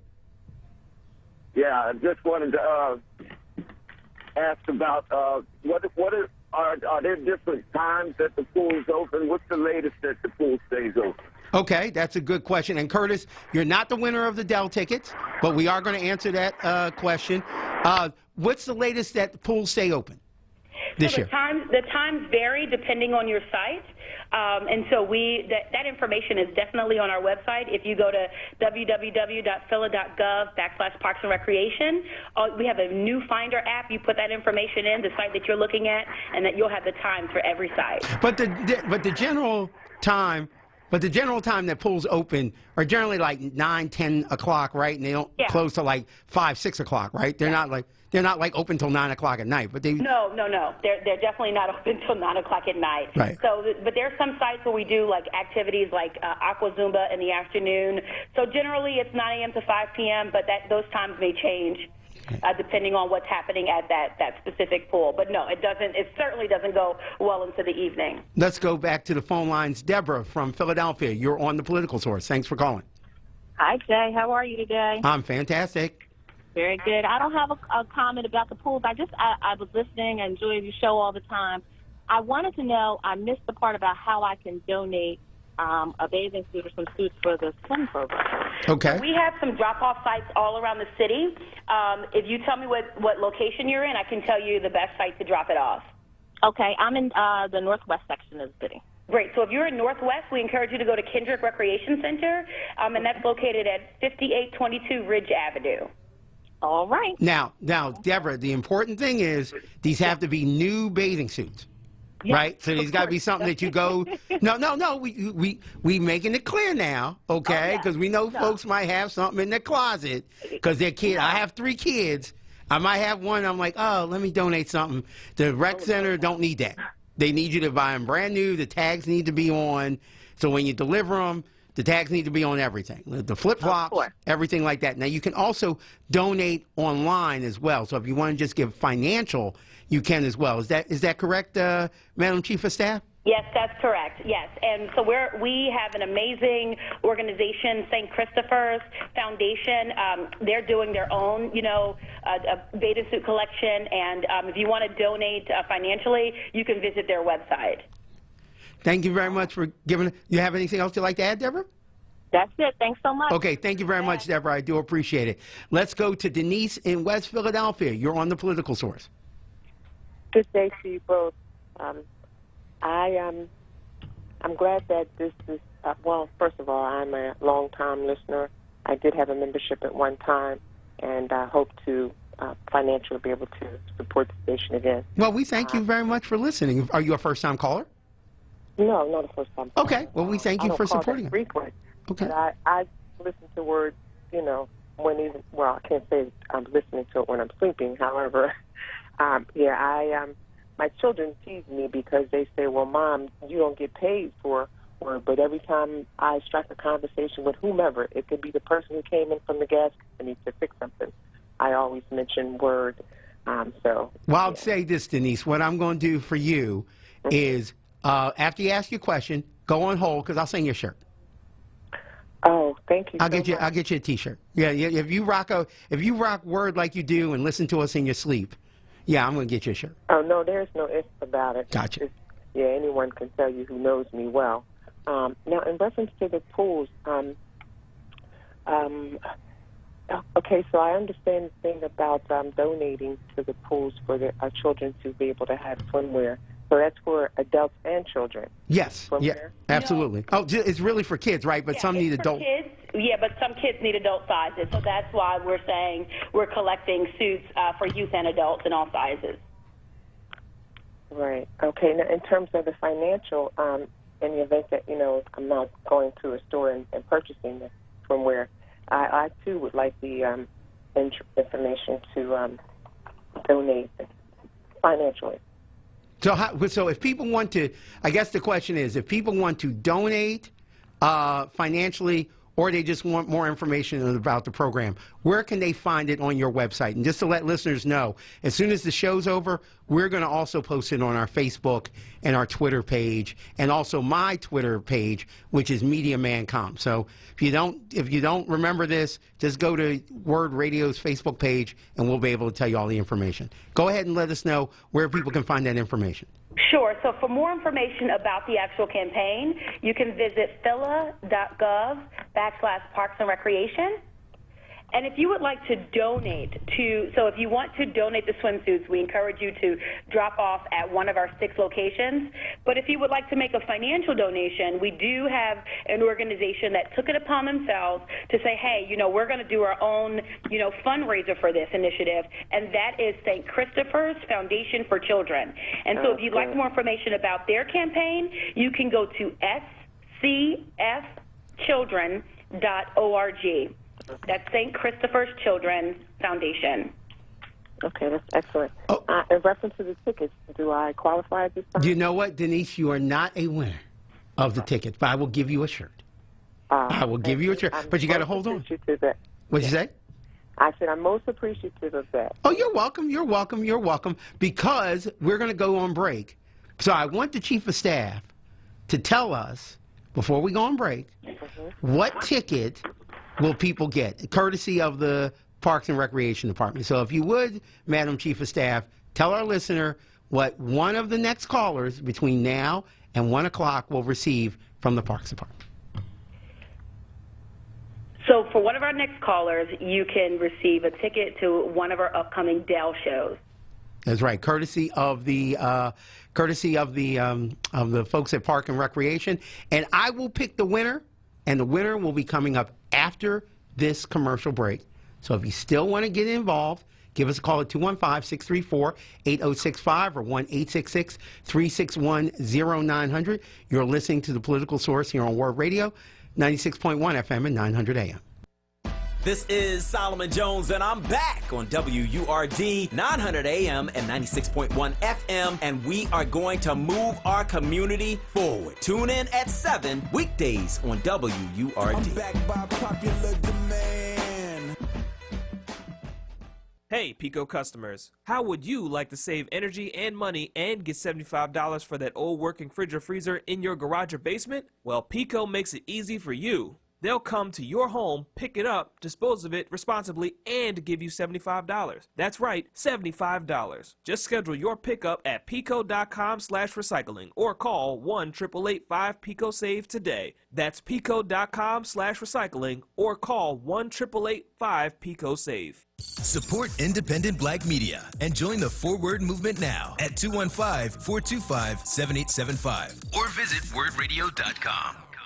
Millions plan for retirement online. Estimate your future benefits, apply for retirement, and manage your benefits all from the comfort of your home. And give yourself the freedom to do what you want offline. Social Security's online services help put you in control with secure access to your information anytime, anywhere, allowing you to spend more time with family, friends, or simply just enjoying the day. Social Security, securing today and tomorrow. See what you can do online at socialsecurity.gov. You're listening to City Council Live, anchored by Vincent Thompson, exclusively on Word Radio, 96.1 FM and 900 AM WURD, independent black media.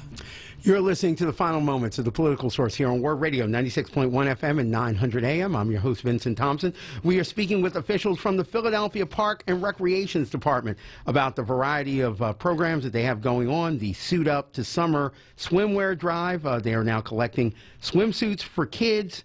The Commissioner, Catherine Ott-Lovell, said that she hoped to get 1,000 swimming suits for kids.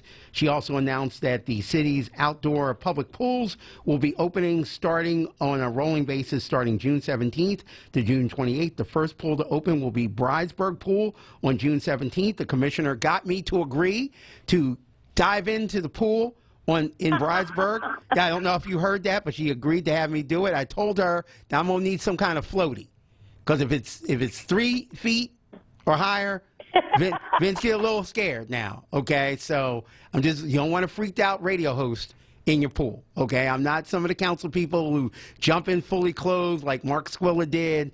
I'm not doing that, okay? But I admit I'll take a floaty and I'll jump into the pool on June 17th.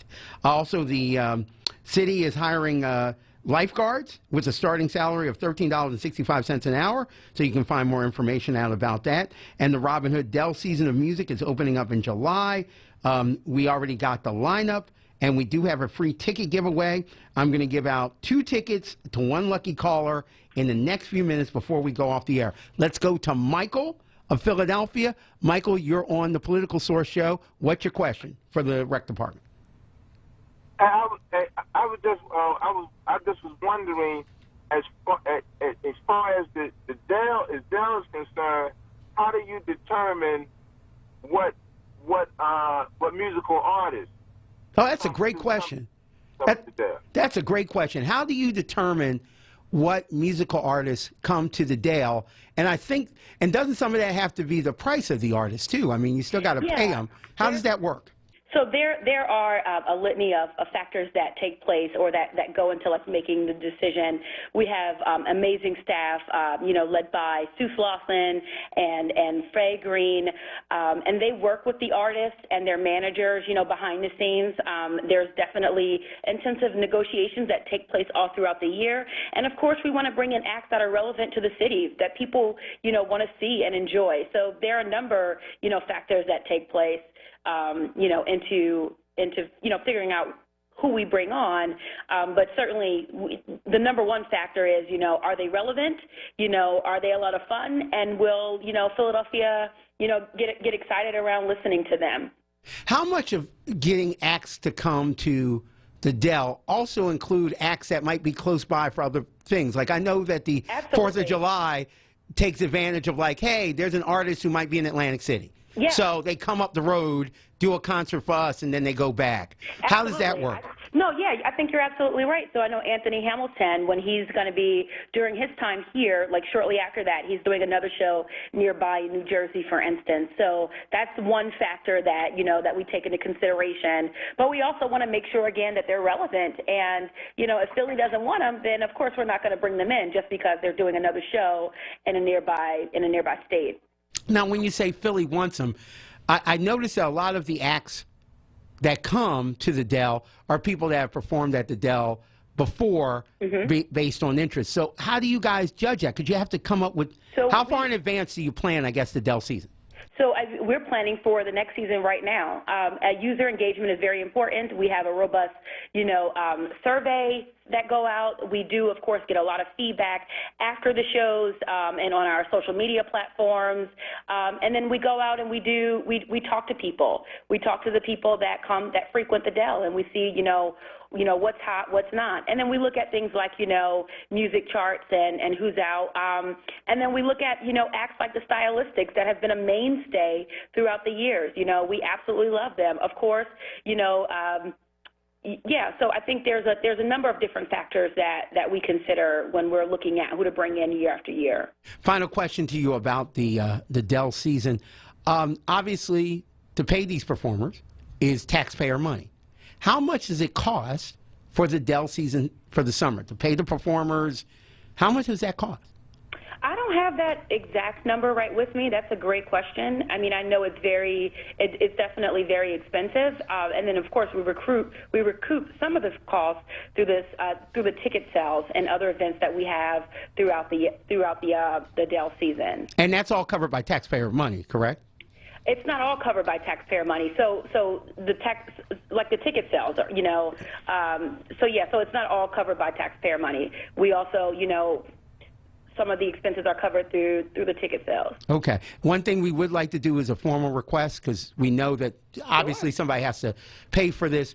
I'm putting in a formal request right now through you, where we would love to be able to get what the cost will be for all of the artists that are going to perform at the Dell this year, just so that we can know. We're not saying it's a bad use of city money, because people love it, right? So I'm not saying, oh, they're frivolous, they're buying it on crazy stuff, but I would just be curious to know, like, how much it costs, for Neo and all these other people, how much it costs for a season at the Dell. And if you guys could produce that to Word Radio, that would be Awesome. We would really appreciate that. Here, let's go back. Happy to provide that. Let's go back to the callers, and this person is the winning caller.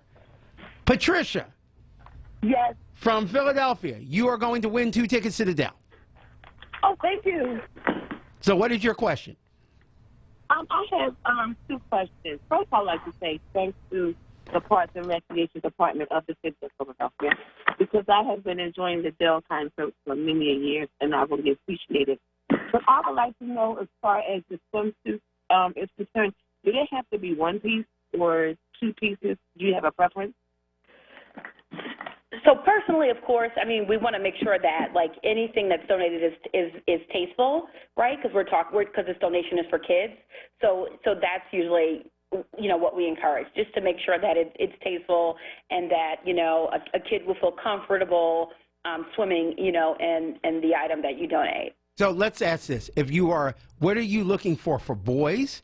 And I guess the 1 piece that Patricia's talking about is for a girl. Like, do you want them to, would you prefer that they just donate a 1 piece, or do you care if it's a bathing suit where you see a little bit of midriff? I just need to know.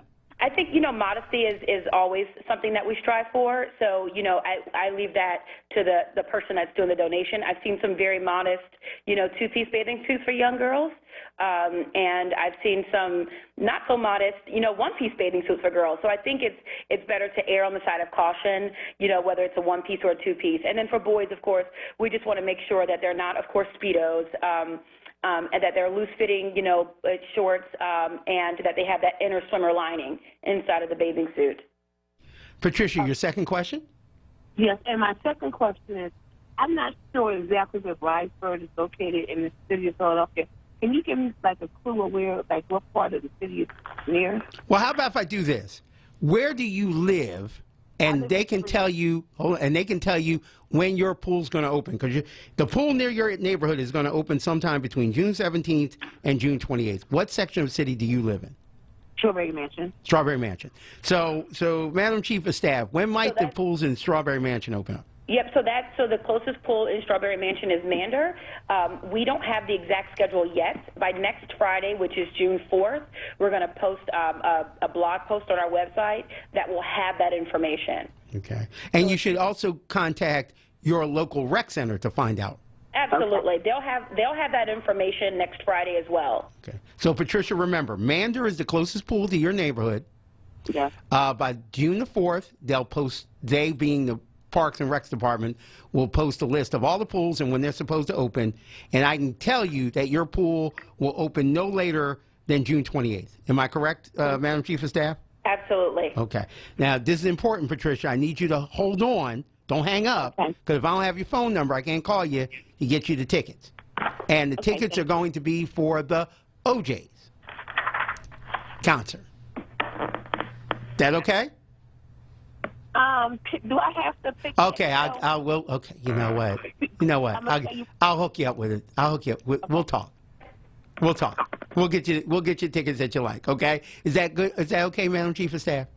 That's fine. Okay, we will hook you up, Patricia. Okay, but Patricia is the winner of our Dell tickets. 2 free Dell tickets, and we will be able to select the concert. I will call Patricia right after we're done. We will go through the list, and Patricia will tell me which one. And Patricia, the tickets will come to you, so we'll send them out to you probably in the next week or so that you have them, okay? So, again, ladies and gentlemen, if you're listening to the City Council live show, or you thought you were tuning in to Philadelphia City Council Live, City Council is not meeting today. City Council will meet again on the 6th of June. They will have 3 sessions in the month of June, June 6th, June 13th, and June 20th. You are listening to The Political Source, the final minutes of The Political Source Show here on onWURD Radio, 96.1 FM and 900 AM. And I think we have time for one more caller here on The Political Source. Let's just put the caller on the air. You're listening to The Political Source. You're the last caller before the show goes off the air. Where are you calling from? Philadelphia. Okay. What's your name, my friend? Alfonso. Hey, Alfonso. What's your question for the rec department? Oh, wow. I was calling to be a free winner. Well, I can't make everybody a winner, Alfonso. What do you like? Let me ask you this. What do you like about the Dell season? Do you like to go to the Robin Hood Dell? Yes. What do you like about the season? Yeah, been there. You said about the seat?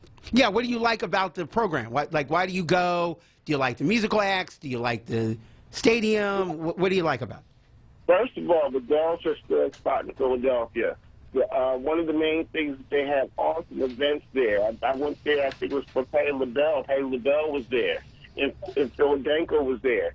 So, and the gospel programs were there. So it's an awesome event. And if anybody knows, you should go there. If you've never been there, it is an event that you should attend.